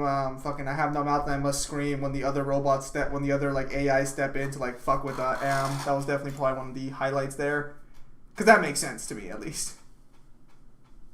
Okay, let's see what he's gonna do here. Also, I guess they do it in Terminator. The robots don't fight each other. Well, no. So only the things that Skynet sends back fight each other in Terminator. Oh, wow. Oh, my goodness. Oh, that's a fuck ton of damage. Wow. I'm starting to understand why this character is considered so fucking broken. Oh, hang on. We're just in chaos right now. This is like the mid-tier shit. This is already easy as fuck, so. But that's definitely a good sign. Let's go ahead and bring out Cloud of Darkness. The non-sentient creature that is just wearing a bikini the entire time for some reason. As you do. To be fair, when you're kind of an aspect of the void, you don't think you would have much to wear anyways. Why isn't she a tree then? Okay, so to actually explain that, well, they actually explained that without just saying that it came before 5. I'm trying to remember what was the thing about her, because there is little in the original game. There is little said about her, but apparently she's just called an emissary of the void itself, or more specifically, more like a mouthpiece per se, or something like that. I'm trying to think of the word to describe it here. So like she's like an ambassador. Yeah, that's the best way to put it. Kind of. Yeah, let's put it that way. So yeah, Cloud of Darkness is that's Cloud of Darkness is kind of just a special breed. You Still know, doesn't explain why she's half naked, but hey, it provides something, I guess. Neo as he's fighting her. I can work with this. If I had to fight Cloud of Darkness, I don't give a fuck. I'm dying happy because I got to see. Well, Neo, this is a good day to die. Oh wow, that was fucking fast. No. yes, I would still tap her second form where she's in that green form. Don't judge me, all right? Look, man. After fucking Persona 4, I'm not gonna talk about tapping entities anymore. I was traumatized. No. We're not gonna get over the fact. We're not gonna get over the fact that Zim said he was gonna go. He was gonna go after fucking motherfucker. Izanami. And I told him, what if, okay, so you're gonna wait till the true form, and then he saw the true form. Oh gosh. To be fair, the true form was technically Marie. Technically. No, Mouth That Must Scream is awesome. Also, yeah, the problem is that most of the robot utopia only goes for the one sentient absolute consciousness instead of making mistakes and born a new mind in them. Which realistically speaking is how it would work out. Fucking, I don't see how fucking they would just stay like one the entire time. No. Bad. You, bad person. Get off my team. Rito, when it comes to I Have No Mouth and I Must Scream, I'll say that the game did a better job than the book. And to be fair, it is canon because the original creator literally voiced it, but also he approved of it. So I would just consider that the canon I Have No Mouth and I Must Scream, even though it wasn't originally a game. It would be the best story, and it technically. Remember the black lady that feared the color yellow? Yeah. Oh, what happened to her was just fucked. Am is a dick for that. For reals, but no, like I mean, the actual writing was superb. The actual writing and reasons were superb. I would absolutely tap Ultimecia. We weren't talking about Ultimecia, but okay, good to know. I love they never reveal why she is compressing time in the first place. Besides hinting she wants to be immortal and nothing else is the key is keep a secret even today. Oh, well, I always... To be fair... Oh, go ahead. Oh, okay. To be fair, there is some elaboration on it, but then again, it's been a minute since I've last played 8, and I do plan on replaying that at some point. Yeah. I've always wondered why... Also, Pimp Demon, before I forget, you know who could beat Goku, and this isn't biased? Hunk? Are you referring to Hunk from Resident Evil? I mean, of course he could. I mean, he is the fourth survivor.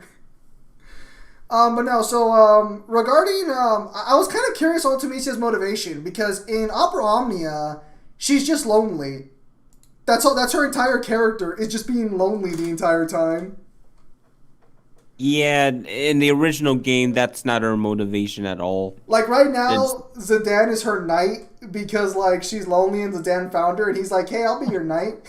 So the game actually ships Zidane and fucking Ultimate. They are friends, very close, yes. Although to be fair, he's still after Garnet, so I think they keep that one the same. Although you've seen Circle Tunes, right? Circle Tune? The guys who do the Final Fantasy like abridged ones. Oh yes. You remember where Zidane's like, "Hey guys, it's not cheating if it's with another dimension, right?" And they're like, "I guess." That's basically Zidane.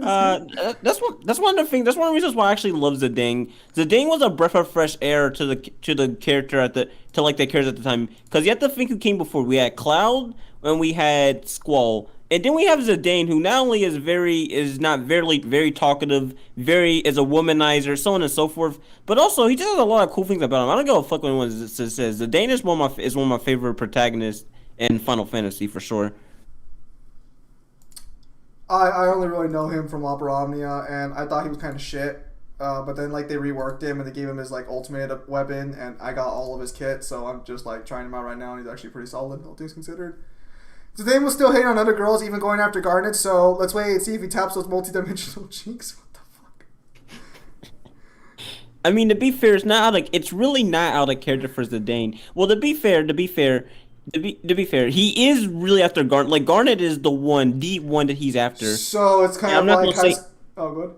my bad. And I'm not gonna say anything else regarding nine and the whole thing with that because that would get into well not really spoilers, but I don't want to talk about some of the more future events. Although I don't think that Zim's gonna probably pick up 9 again anyways. But Well, I might. I still have the thumbnail. Actually, here, I don't think you've seen the thumbnail yet. Let me show you. Let me scroll down here real quickly. It's somewhere around here. 1 second. How far back is it?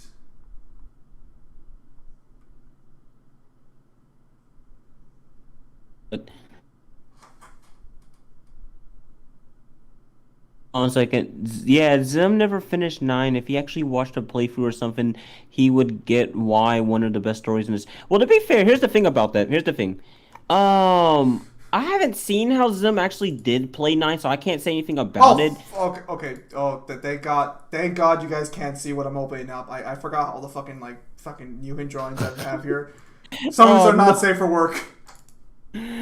But no, I've said before, and I'll say this again, that 9 is, in my opinion, it's a top 5 Final Fantasy. It's in my top 5 for favorite Final Fantasy. Okay, here we go. I found it. Hang on. Let me see if I can't post it over here. There we go. Okay, so Neo, that was the thumbnail we had for the Final Fantasy 9 stream. Okay, let me. 1 second. Oh, okay. That's. Oh, wait, I think you did show me this before. Actually, come to think of it, I think you did before, and I just. Yeah. Hold on a second. Yeah, I think I have seen this before actually. So what was the best feat Pinnacle of Combat gave us? Immeasurable speed, probably. Just blatant immeasurable speed. Like, we already could argue for it, but like they gave it to us so blatantly that like it's the best thing they could have given for us. No, we actually look at the statement. It's like one of the most blatant, immeasurable speed feats in fiction. Like, not even exaggerating. I'm just wondering who the fuck rigged the writing. I mean, I've always been convinced Capcom watches my channel, which is actually, guys, the reason DMC6 hasn't started yet. I haven't released a fucking hypothetical yet. I'll get on that. My apologies. And yet, we have some people who say potentially. I think he cut out there for you, Fish. Immeasurable speed or strength? Both, ironically enough. Gives us both. So now, the next time I do a How Powerful Dante or Virgil, I cannot say they're superhuman anymore. I cannot say their lifting strength is either infinite or immeasurable, because they can technically lift the demon world, which is infinite in size. So yeah. Woohoo. Where do I get, I will fucking... Wait, is that his EX? See, Mum, if I eat pizza and ice cream, I too can lift an entire reality. We should spoil the story for... Oh, go ahead. You already read No, you were reading what I was reading, so go ahead. Oh, are you sure? Yeah, go ahead. Alright. We should spoil the story for Zim and tell him in a certain point he fights a god in the form of a giant ball that only spins in and... What the fuck? Oh, he's talking about one of the most ridiculous Final Fantasy bosses of all time. Well, technically, I can't talk about this because it isn't a story thing per se, and it's more of a super boss. So it's not really spoilers per se. So I guess I can't talk about it. So what he's referring to as Ozma, literally spinning. So it wasn't. So you're familiar with summons, right? In the series, like how it works, Final Fantasy 9. Well, yeah. I'm gonna start for you. Actually, wait a minute. Wait a minute. You didn't get to the point where they started explaining summons in Final Fantasy 9. Fuck, my headphones are starting to fucking fuck off. Finally, I gotta order some tomorrow. Damn it. Well, anyways, sorry. Anyways, I'll just get to the point. Basically, what it is explained is Ozma is a giant ball of swirling dark and light energy that was so powerful that it couldn't be summoned, so it had to be locked away. And it's a super boss that you fight. It's the most powerful enemy in the game. Wow, new hint. I'll never have the balls to fight him. Wow. You really don't want to fight him. I'm so serious when I say that you have to be prepared to fucking fight that motherfucker. How is it he's a bitch. How does it give us immeasurable strength? It confirms Nightmare can lift the demon world. So if you can match Nightmare in strength with all demon kings... No. Let me rephrase that. It says Nightmare can lift the demon world, and then it says that demon kings are superior to Nightmare's lifting strength. Oh, well, how's that one work? Tell him a lot of Hades... More specifically, bench press. Oh, he's not wrong there. Yeah, more specifically, you can bench press the demon world. Tell him also of Hades and how they cut it from the base game, and is also a secret boss, and how he shits his pants if you know you defeated Ozma. Oh, Well, yeah, actually- that's right. Oh, sorry, my bad. Go on. If you want to take this hyper specifically, bench pressing is just your arms. That's not even with leg strength. Alright,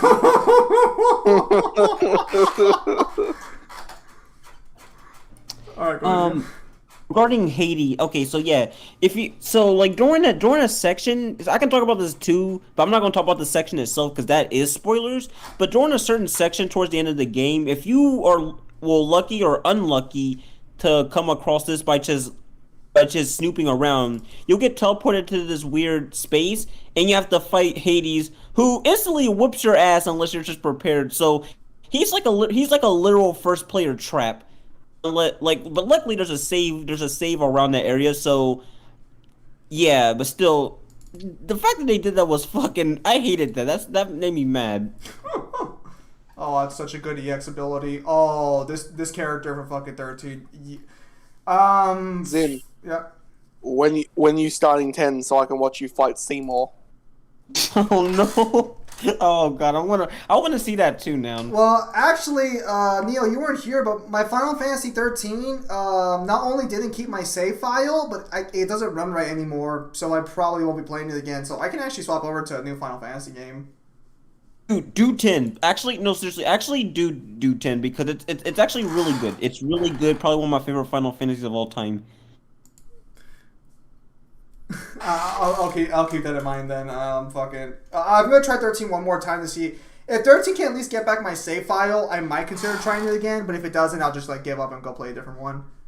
Oh wow, what's it, Dan? You can just my right fucking ear. The audio in my right ear is fucking fuzzy as hell, and I fucking hate it.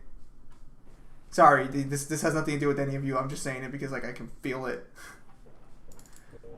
The good thing about it is if you defeat him, you get a free sum. Well, to be fair, there are some people who do manage to beat Ozma before they do beat Hades. To which case, why would you want to fucking kill yourself like that?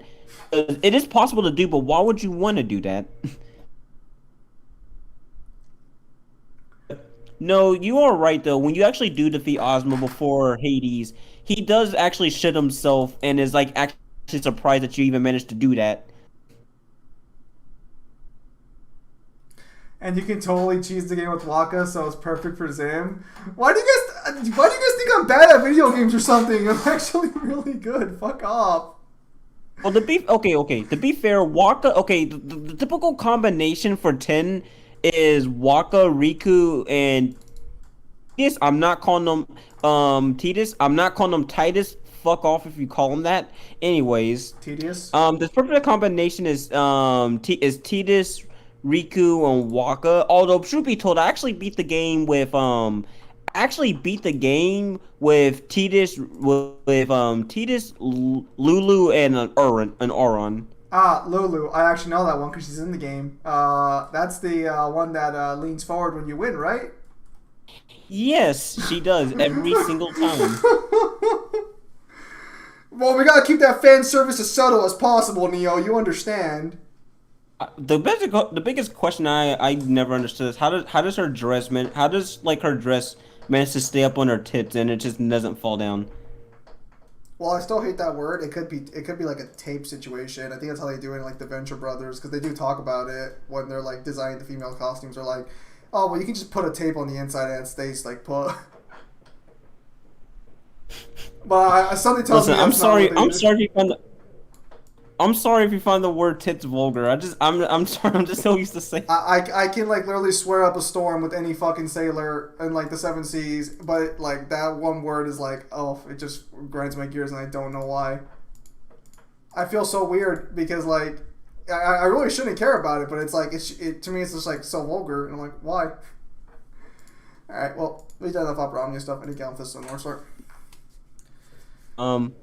No, he is right though. 10 is a really good start to get into the series. Like 10, if you never played a Final Fantasy game, then besides 7, I would definitely recommend 10 being a good start.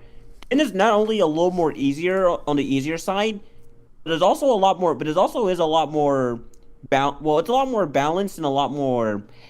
Well, to be fair, balanced in the sense that if you know what you're doing, you can cheese the game to an extent, but still, it's let me just say it's fun. It's really fun. Oh, Let's put it that way.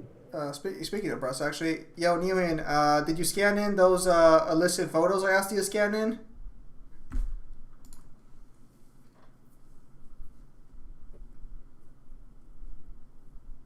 What the hell? Oh yeah, that's right. Oh yeah. So I'm not gonna say what the final boss is for Final Fantasy X, but let's just say that this is the easiest final boss in Final Fantasy. Really? Yes. No joke. It really is. We have an event gotcha right now. Okay, all right. Yes, I scanned them. I'll send them right away. Oh, that's up to you for now. That's up to you for now. I'm just saying, like, because you said you said you were gonna scan them yesterday. I find it so funny. The fucking illustrator for Fist of the North Star can only draw the same fucking characters. Look at these people. They look exactly like the straight. Actually, if I can get one of them, that'd be pretty fucking sick, actually. But I don't want to pull because Garuda got confirmed in this game at TCG. So if I can just get Garuda, I'll be very happy. And Garuda, Garuda might not come out till next month. If he comes out till next month, I'm gonna be fucked because that means he'll be the fucking monthly gacha character, which is fucking 30,000 gems to pull. Oof. That's gonna be a pain in my ass.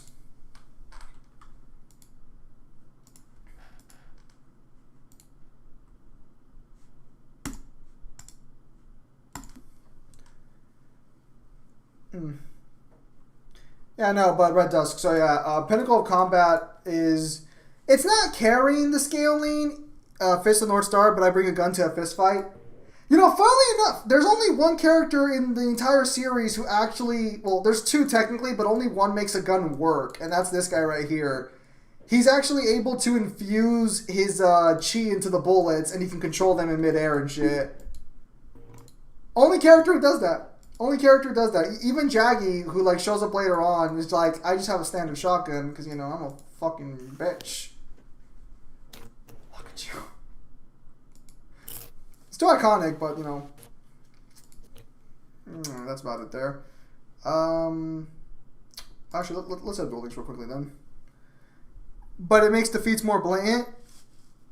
So basically, the way it works for when I'm talking to people about Fist of North Star, because a lot of people like to bring up, they're like, oh, well, they get hurt by guns and shit. They kind of do, kind of don't. Ironically enough, no real characters get hurt by guns in Fist of the North Star. I don't think they actually ever get shot at any point, which is kind of weird. All right, let's go and put that there at the center. But like, you can just argue most of the time that like characters fucking like fucking Toki or Cheese just fucking amping the weapon, since that's confirmed that they do that. In fact, actually, while it's not confirmed in the main series, in the mobile game, it is confirmed that Ryuga does actually amp his arrows with his own chi, or his Toki. So that actually helps explain why the arrows are kind of like a threat to certain fighters when it shouldn't do shit to them. Let me see here.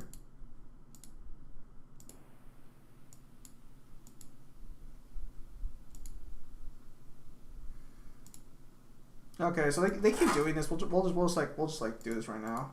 All right.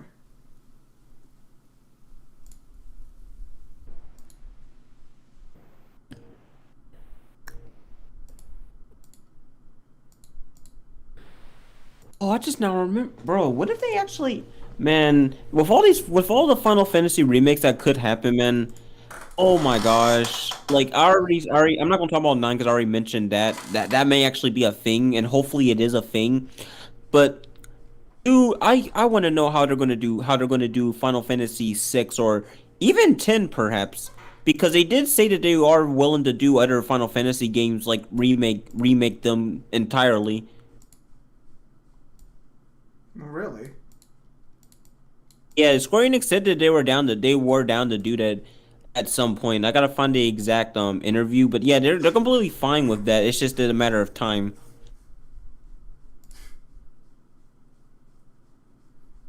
I see. I was actually not aware of that, but I would definitely like to see like fucking probably. For me, honestly, Final Fantasy IV probably would be the one I want to see remade, since that's like I really like Cecil. Oh, Cecil is my favorite Final Fantasy character, just period. And one of my favorite characters in fiction. I love the dude. Pretty chill guy. I have both of his forms. What was I gonna say? And the sad part about it is, despite all this, they're still not gonna ever touch Chrono Trigger. Well, who knows? Who knows? It might come out. You might get a sequel one day. I don't think you'll get like a remake, but you might get a sequel. Well, to be fair, there's not much you can take Chrono Trigger to. Chrono Cross pretty much just closed the series off at that point, really. Unless we do like a game that's in between Cross and Trigger. Which they could do, by the way, but I don't know. I feel like a remake would be better suited, because that's what everyone has been asking for since forever at this point. I can swap over to one less mobile game. I have one less mobile game option, but like I'm not sure if it'll be more interesting than this. They didn't even finish this Final Fantasy VII story yet. Well, he's not wrong. We just, dude, the remake literally just went through across all of Midgard in a time much slower than the actually original game. Well, in fairness, wasn't like their intent specifically like they actually like didn't fucking want to. I'm actually not too sure what the intent was behind their decisions for that one. I guess maybe you can milk out the game more. I'm not particularly mad at the decision, because I mean, I didn't expect them to go open world yet. But like, Jesus, man, I didn't expect it to be for them to pad and do all this other type of stuff. Granted, I mean, I'm excited for the next Final Fantasy when they actually do go open world. So we'll probably see characters like Yuffie, Red X, and maybe Vincent. Maybe, probably. Who knows? You do know that Yuffie actually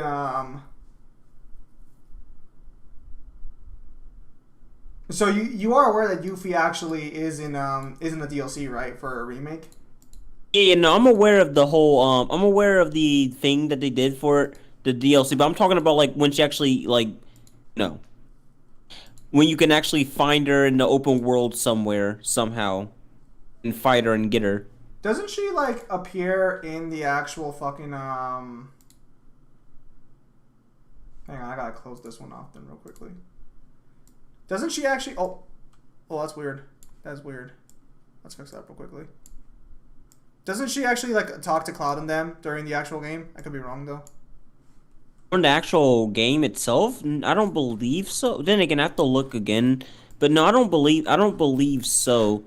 Because, like, all the characters we got introduced to so far is we have Cloud, we have Bear, we have Tifa, we have Aerith. And that's it, really, I believe. What else do you need? So, be satisfied. Yeah, I think... Oh, is that a Smash... Never mind, I'm sorry. Did you just say, is that a Smash trailer? I was choking, I wasn't being serious. It was too reflexive, Neo. No one's gonna believe you otherwise. I'm sorry, whenever I see a card or a red emblem, I'm like, oh shit. It started in King of Fighters first, you know! No, this is the other mobile game I could maybe fucking play.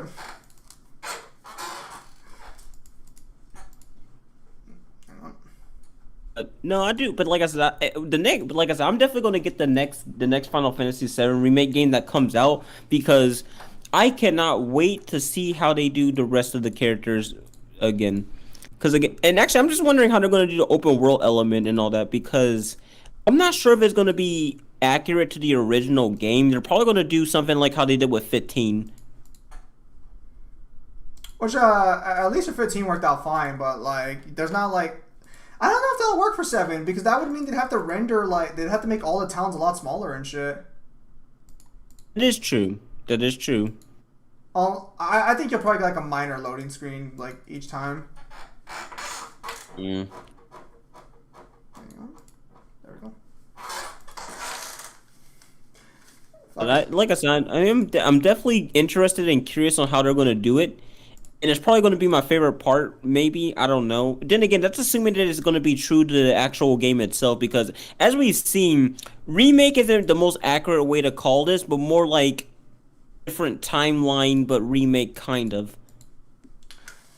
Yeah, it really doesn't, it's really not a remake at this point.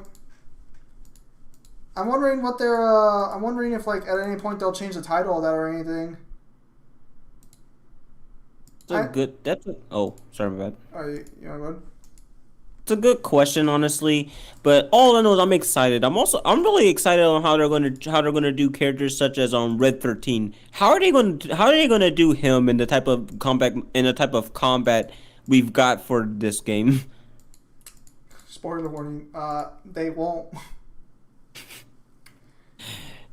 He just won't exist. So here's my question. They stuffed all of Midgard into one game. How hard or how fast are they going to try and jump through all of the other story elements that were on the first disc? Because they have to get through the first and the second disc still. Oh, that's true, actually. Yeah, and not to mention there's not. Story. Oh, you still got Yuffie's story. You still got Barrett's story. Really hope they did. Listen, if they do go through all this, do not skip all that, because those were important things to those characters and their development and all that stuff. Those were really important. Don't rush through those. You know what it will be? You get the town just outside of Midgard. You get the chocobos, and then you just jump straight into the final fight with Sephiroth. I betcha. Yeah, bro, you don't even get to cross. You don't even get to cross the damn river to avoid the damn serpent, and to get to the cavern. I'd be pissed off. That would be a ripoff to me personally.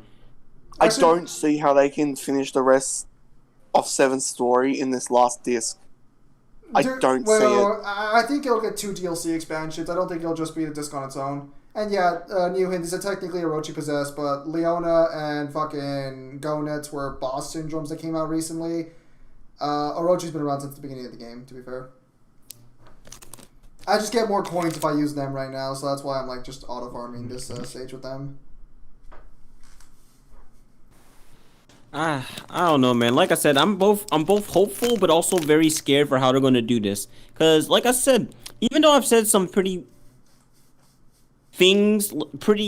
I don't know what to say, but things about Final Fantasy VII, it still is one of my favorite Final Fantasies. It's usually most people's favorite Final Fantasy. Well, not mine, but I'll say this. I'll say this now. For as much shit as 7's remake got, it is still, like, arguably a fun game. And the Sephiroth boss fight at the end, stellar. That's not even the problem. The game itself is not a bad game. It's just how they handle 7 and its content. It really leaves a lot to be desired. Let's just put it that way. They really just wanted to fucking save Aerith this time. I'm calling it. She's not gonna die. She's not gonna die again. I'm calling it. She's not gonna die. They're gonna do something. How much will I bet this time? I need an Aerith kebab. It's gonna be like fucking Zack swoops in at the last second and blocks Sephiroth. How much you want to bet? No.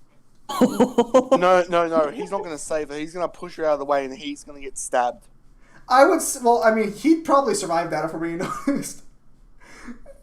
Not to be that bad, but the men survive stabs a lot better than the women in that series. I'm not saying anything about that. You know, I'm just saying.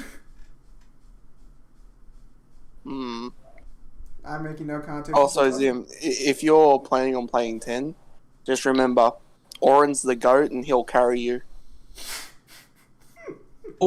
both story wise and also literally as a character. No, I don't care what anyone says. While Waka and Riku are nice to have, don't sleep on Orin. That dude is actually really fucking helpful if you know how to use him right. Kamari. No.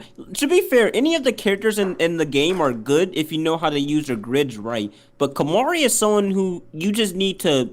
You have to just know how to use him to really use him good. So, if any advice I could give is have Kamari with you at all times, because any new enemy you come across, he can just use scan and take one of their techniques permanently. What the fuck? Oh yeah. Actually, the technique was called Lancet. That's what it was called. It was called Lancet. Yeah. And it basically does what Balrog basically said. Yeah, what he said was actually correct. Kamari is actually really helpful in the aspect that he can copy moves and use them as well. Well, granted through Ranzo's rage as an overdrive, but still he's really useful. So definitely have him. Although to be fair, in Final Fantasy X, it's a system to where you can switch to any characters in the like that you have in your party. So technically, you always have them with you at all times. You just have to switch them in mid battle if you don't already have them. Or worse, Sephiroth comes to impale her in the chest, but she turns around, grabs the tip of Masamune, and holds him dead center and says, "Oh my wa Moshinderu."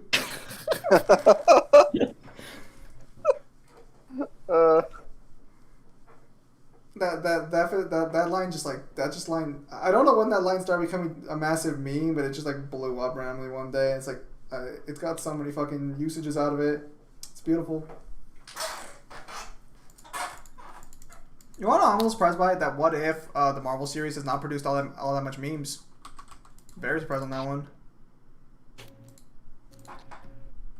Maybe it's just me, but you know, I in today's day and age, I always kind of expect memes to come out fucking everywhere.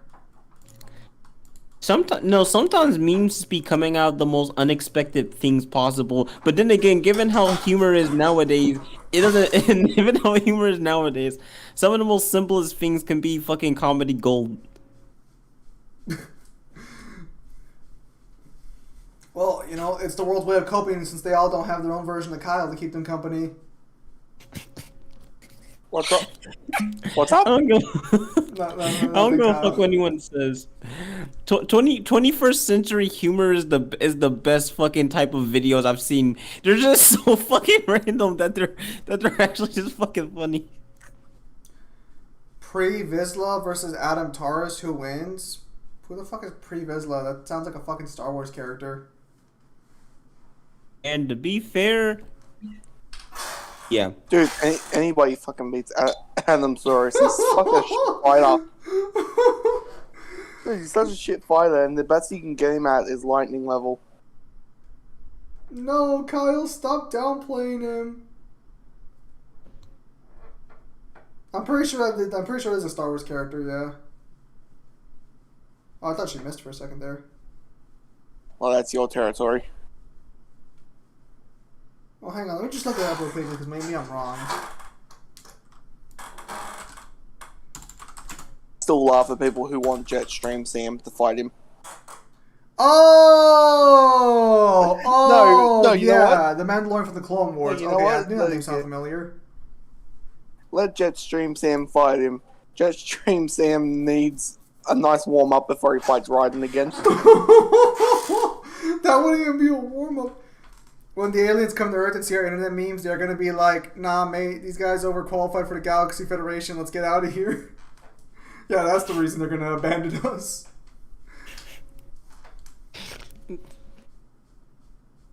Best looking mature and all Final Fantasy and fucking all King of Fighters right there. Best version. Which version? Monteum's Adam Taurus or Rooster Teeth's Adam Taurus? There's no real substantial difference. They technically scale the same way. I mean, okay, so if you want to argue Monty Oom's like character is a better fighter, that's fine, but like he would still have the same scaling.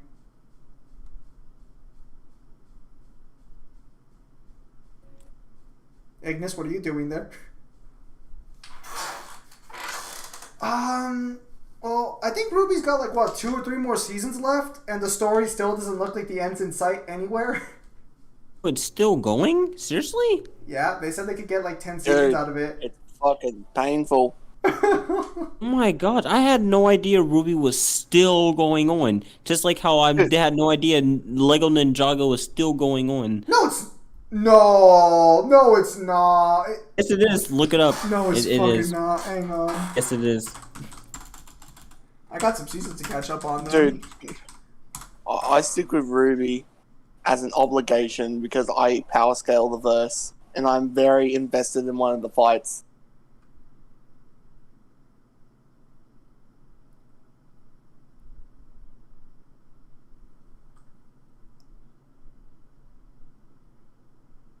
Just as a PSA for anyone out there, It is. if you like, just as a PSA for anyone out there, if you like Ruby, why don't you quench your palate with something actually good and read Soul Eater? It's Ruby, but good. Ruby But has no, the better see, hentai. I Yeah, told no- you I wasn't lying. Yeah. It is still going.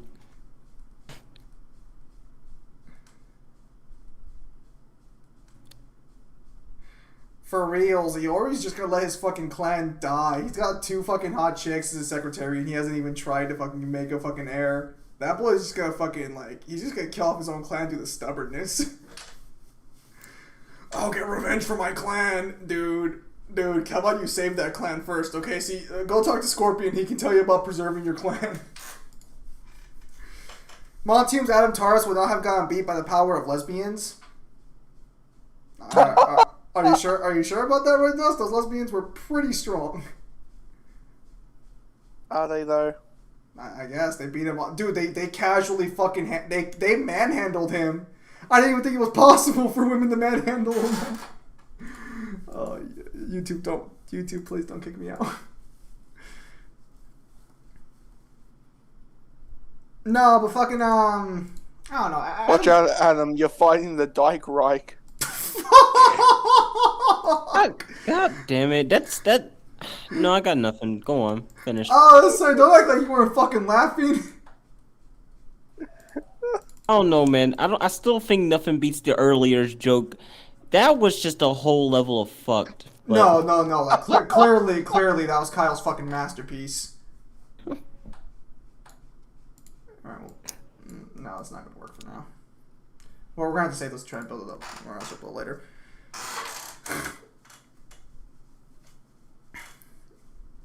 Jetstream Sam warms up against Adam Taurus only to get blitzed by 2003 General Grievous. Dude, 2003 General Grievous was a fucking monster. Like, I don't know if you guys have ever gone back to watch the original Clone Wars, but holy shit, that man's terrifying. To be fair, even in the original movies, he was still more than a match for Obi-Wan, to the point where he had to basically kill him through other method. No, I know, but obviously if you've seen the Clone Wars, you know what I'm talking about, but the Clone Wars fucking, like, completely just humiliated him over and over again. In season 3, Adam handles Blake and one-shots Yang. Well, that's in season 3, though. They're not like, they do get stronger over time, to be fair.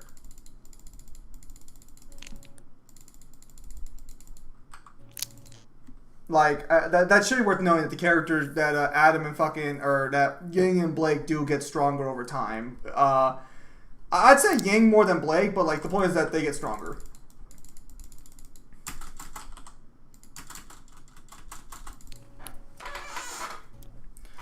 Yeah, no, I'm pretty sure Jetstream Sam, though, would... Well, actually, no, I think every character in MGR would probably just fucking speed blitz to fucking... So should Adam? Well, so the thing about Adam is that Adam technically was already... he was already fully trained and an adult by the time, like, he fucking beat the shit out... Keep in mind, like, going back to Season 3, let's put that into context. Adam, a fully grown adult, beats the shit out of a high school girl. He's not fully grown. He's the same age as Blake. What? What do you mean he's the same age as Blake? They were dating. I think it's also confirmed in one of the character profiles he's the same age. Or like a year or two older. Dude, that motherfucker looks like he's got fucking 15 years over her. Are you telling me that it's the bad boys meme? How old are you? 15, motherfucker, you look 30? No, it absolutely is.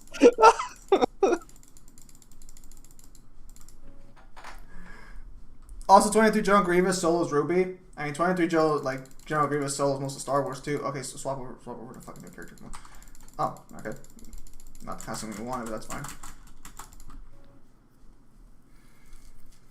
I mean, by that logic, then yeah, Adam should have gone stronger too. I was always in the impression that Adam was a fucking adult already, but according to Kyle, he's not. Which caught me off guard. Did we clear this in time or no? I don't think we did. Hey, to be fair, there's stuff like that as well. I keep forgetting that Lulu from Final Fantasy X is like canonically like 21, 22. Yeah, she does not look that fucking young. Are you sure she's just not lying in her fucking profile? No, she's canonically that old. Like I keep thinking that she's like in her 30s or something, but no, she's 21. She's 21, man. 21, 22. So She might look like a bad 20s, but she's still. I like the sound effect added too. You have no problem speaking Spanish. That's all I know. Hang on. I actually remember a guy was making his own Ruby series based off the first chapters with his own set of characters, including a weird purple witch, but it never came out of nothing of it, I think. Oh, I know what you're talking about, actually. I remember those fan animations. Yeah, if I remember correctly, what ended up fucking happening was that he just kind of, like, dropped it. It took too much time. Like, let's not lie to ourselves here. Animation on that scale takes a lot of time. So to do a series on your own... Fucking Hanukkah, use your fucking abilities, you stupid bitch. To do a series on your own, like, no, that's highly fucking unrealistic. They were pretty fucking cool. They were pretty cool fucking, like, clips, though, for sure. But to do a series, I doubt it.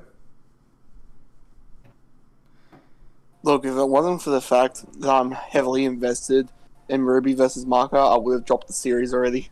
So at this point, Nothing's changed. No, I know nothing's changed, but, like, what I was gonna ask you is, like, what does it take for her to, like, make it to the top now? She needs to have a, like, bare min be faster than Light Plus and be able to resist, like, soul manipulation.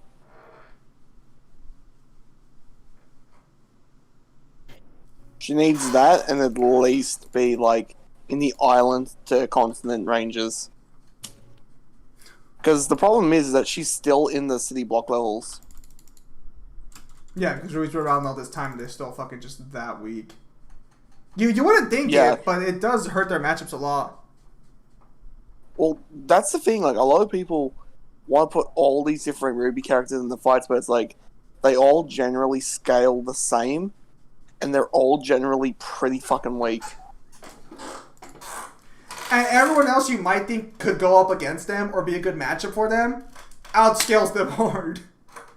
Look, one of the hardest pills that I've made somebody swallow is that Solid Snake would solo the verse. Not Raiden, not Armstrong, Snake himself. It's actually not far off, to be fair. No, dude, unironically, Snake... There we go. No, unironically, Snake actually is pretty... You would not think of it. Snake's actually a pretty versatile and strong fighter to use in scaling. It's just that you really wouldn't think to use him in scaling. Also, Yang and Blake are not down to where they don't have the luxury of not doing anything and still get stronger. They actually have to train, which Blake did not at all, and Yang barely did. Well, we don't actually see how much training Yang did because they skipped her entire PTSD arc in like 2 episodes. All she does is fight with Tyler, and even then, it's not like full training. It's literally just getting used to the arm, not proper training. Well, you could argue As soon as she got fighting used to using the arm, she fucked off to try and find, like, Ruby and all that. She didn't even train properly with her arm. There's a joke in there, I'm sure. This in regards to, like, a fucking Ruby versus Star Wars match. I'm pretty sure even certain clone squads, like fucking Delta Squad from Republic Commando, could pretty easily take on Team Ruby. Considering they have weapons and grenades that are capable of easily punching through Team Ruby's durability very easily. I would argue Batman solos Ruby. So funnily enough, that actually reminds me, there was a Justice League Ruby crossover a while back. Batman should solo. Well, it depends because on his own, okay. So it depends because on his own he is far weaker and far slower than what they are. Well, not far slower, because actually I would argue I he's use- actually faster, but he's definitely Can I weaker. use- But the thing is about it is it just depends on how much. It just depends on a certain circumstance, because I would personally argue it just depends really. Can I use the crossover with the Ninja Turtles movie? No. Bad Kyle. Oh yeah, that happened. Oh yeah, that reminds me. It's funny enough, Batman was actually able to go hand in hand with He With, beat all of the Shredder. turtles. well, also Shredder too. I mean, hey, that's just how we do. And the Ninja Turtles have consistent lightning timing feats. Are In you, most of the okay, I'm variations. gonna step in here for a minute. Are you guys seriously telling me you're fucking arguing over the idea of whether or not Batman fucking scales past lightning speed? Oh, okay. No. Here's the thing about that, though. Actually, it depends. Well, for one thing, it depends on what version we're talking about. But two, What kind of shit is this? Why the fuck are we debating whether or not Batman's lightning speed motherfucker keeps up with light? The crossover was trash. The Justice League was just dollar store versions of themselves. They made Batman a bat fondness, Flash a turtle font. What? Flash is a turtle fondness? What? That's funny. It's ironic, and that's funny. I think that's the point. Well, obviously it's the point, but it's still Basic funny. bitch. Oh, I'm sorry, Kyle. If it's not a joke about a shotgun to the face, I guess it's just not good enough for you. Nonsense. I just like a little bit more nuance than a joke that smacks me over the head. Oh, please. Do you get it? Turtles are slow. Oh, please. The fight of Batman versus Shredder was super sick. I loved how it ended at a time. Both were like, oh no, this is too much for me to handle. So this is where things get a little weird, because, like, I've seen a lot of people, like, get upset over the Batman and Shredder fight, only because, like, they're like, no, fucking Shredder should be fucking stomped. Batman should be way better than the Ninja Turtles and shit. And it's like, get out of here, you basic bitches. Stop downplaying Shredder. well, it depends on the version of Batman. But ultimately, I would argue that Batman being able to, like, just at least physically manhandle him would be not too far off. Because in terms of physical combat, in terms of, like, martial arts skills, he should be far superior. Now, Shredder is where I can understand a little bit of contention there. The problem is that most of the Turtles media also kind of makes Shredder look like a fucking goofball. So it's like most people... Then they obviously haven't watched 2003. The best Turtles. You mean... Wait. You mean TMNT, like, the movie with, like, the fucking immortal guy? No, that's 2008. 2003 is an animated series. I don't actually remember which one that is. Look up TMNT 2003. Alright, hang on. I'm going to do it after I'm done this little boss fight Also, here. I'm more of a Teenage Mutant Ninja Turtle 2012 person. Get him, Kyle! Get him! No. I will actually defend my. Listen, I normally don't have to pull a Zim here with contentious opinions, but I do like 2012. Damn it, Ari. He's learning. Each to their own, I guess. They grow up so fast. I'm so proud. But no, I'm not gonna talk shit about 2003. That's a classic, and yeah. Man, he's getting there. He'll get there one day. He's still too soft. No, I legitimately do like 2003. I'm not gonna lie. I did grow up with that. I did grow up with it, so I'm not gonna lie. I'm gonna have a bit of bias to it as well. But I feel like I'm supposed to bring people who do like fucking old I think the thing that turned me off 2012 one was like the love triangle between Donnie, Casey, and April. to be fair, I will give you this. That I can understand it actually, because they did kind of overblow that a bit. But She dude, wants to trust fuck a me, turtle? the season. No, listen, you have Oh, that's April right. who's like, we're just friends, Donnie. Kiss on the cheek. Why? No, actually, the amount of times that April does kiss Donnie is like surprisingly a decent amount. I'm just wondering if they're just friends. Why are you doing that? Why? Well, you got to keep him on the leash. You got to make sure he sticks around. What if the normal humanoid leaves, Neil? What is she gonna do then? No, I'm not even going to continue my thought process because we're going to get into territories we don't even want to. So, yeah, but no, I understand there are some people who don't like 2012, so on and so forth. I like 2012, alright? I fucking absolutely love it. Like, with retrospective looking back on it, personally, I actually like it. I really do like it a lot. So it honestly managed to be the most emotion that the series Teenage Mutant Ninja Turtles has garnered out of me as a whole. I'm not even joking. All right, fair enough. The best part, if that it was completely surprise fight for both parties, which watching Batman go get something unrepaired is as exciting as watching Superman find something unrepaired is great. 2012 was a real life event. We all survived. If this is what surviving 2012 was, I think a lot of people would like to return their survival card. There are some people downplay Shredders because of his cartoonish counterpart. Same with Skeletor. They downplay me. Just Skeletor unfortunately suffered badly because He-Man, the era He-Man came out in, villains never had a chance in that era to survive and be fucking intimidating. Poor Skeletor was fucking screwed to begin with. The thing with a lot of cartoon villains who originally or either became comics is a lot of them in their original comics counterparts were just often ruthless. Like Skeletor in the original comics was fucking. He was not only was he actually competent, but dude was he actually got shit done. Let's put it that way. It's kind of like fucking the G.I. Joe situation, if I remember correctly. I think G.I. Joe got it the worst, really.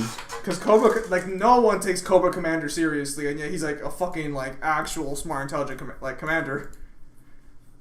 Did you see the new Snake Eyes movie? I did not. Well, I heard you complain about it. No.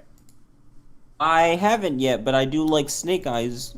Then you might want to stay clear of this one.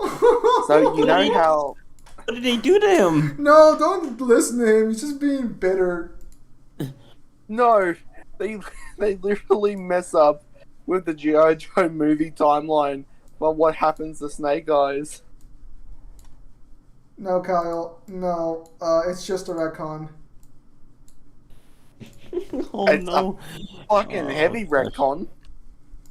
It is, but it is a retcon nonetheless. All right, looks like it's already about to be 12. So with that said, ladies and gentlemen, that's going to be the end of the stream for today. There won't be any streams tomorrow or the day after. I might be able to finish my video editing for the Leona versus Diana video. Maybe. It depends on whether or not I have time because I still have to read like 700 more pages for books. They did Snake Eyes so dirty. Oh. Okay, so you're not the only one who thinks so. Here's a question for you, Neo. How do you like reverse ball? Okay, yeah, so with that said, ladies and gentlemen, I'm just going to stream there. Thank you for your time as always, and have a nice day. Take care. Just let a Cobra Kai.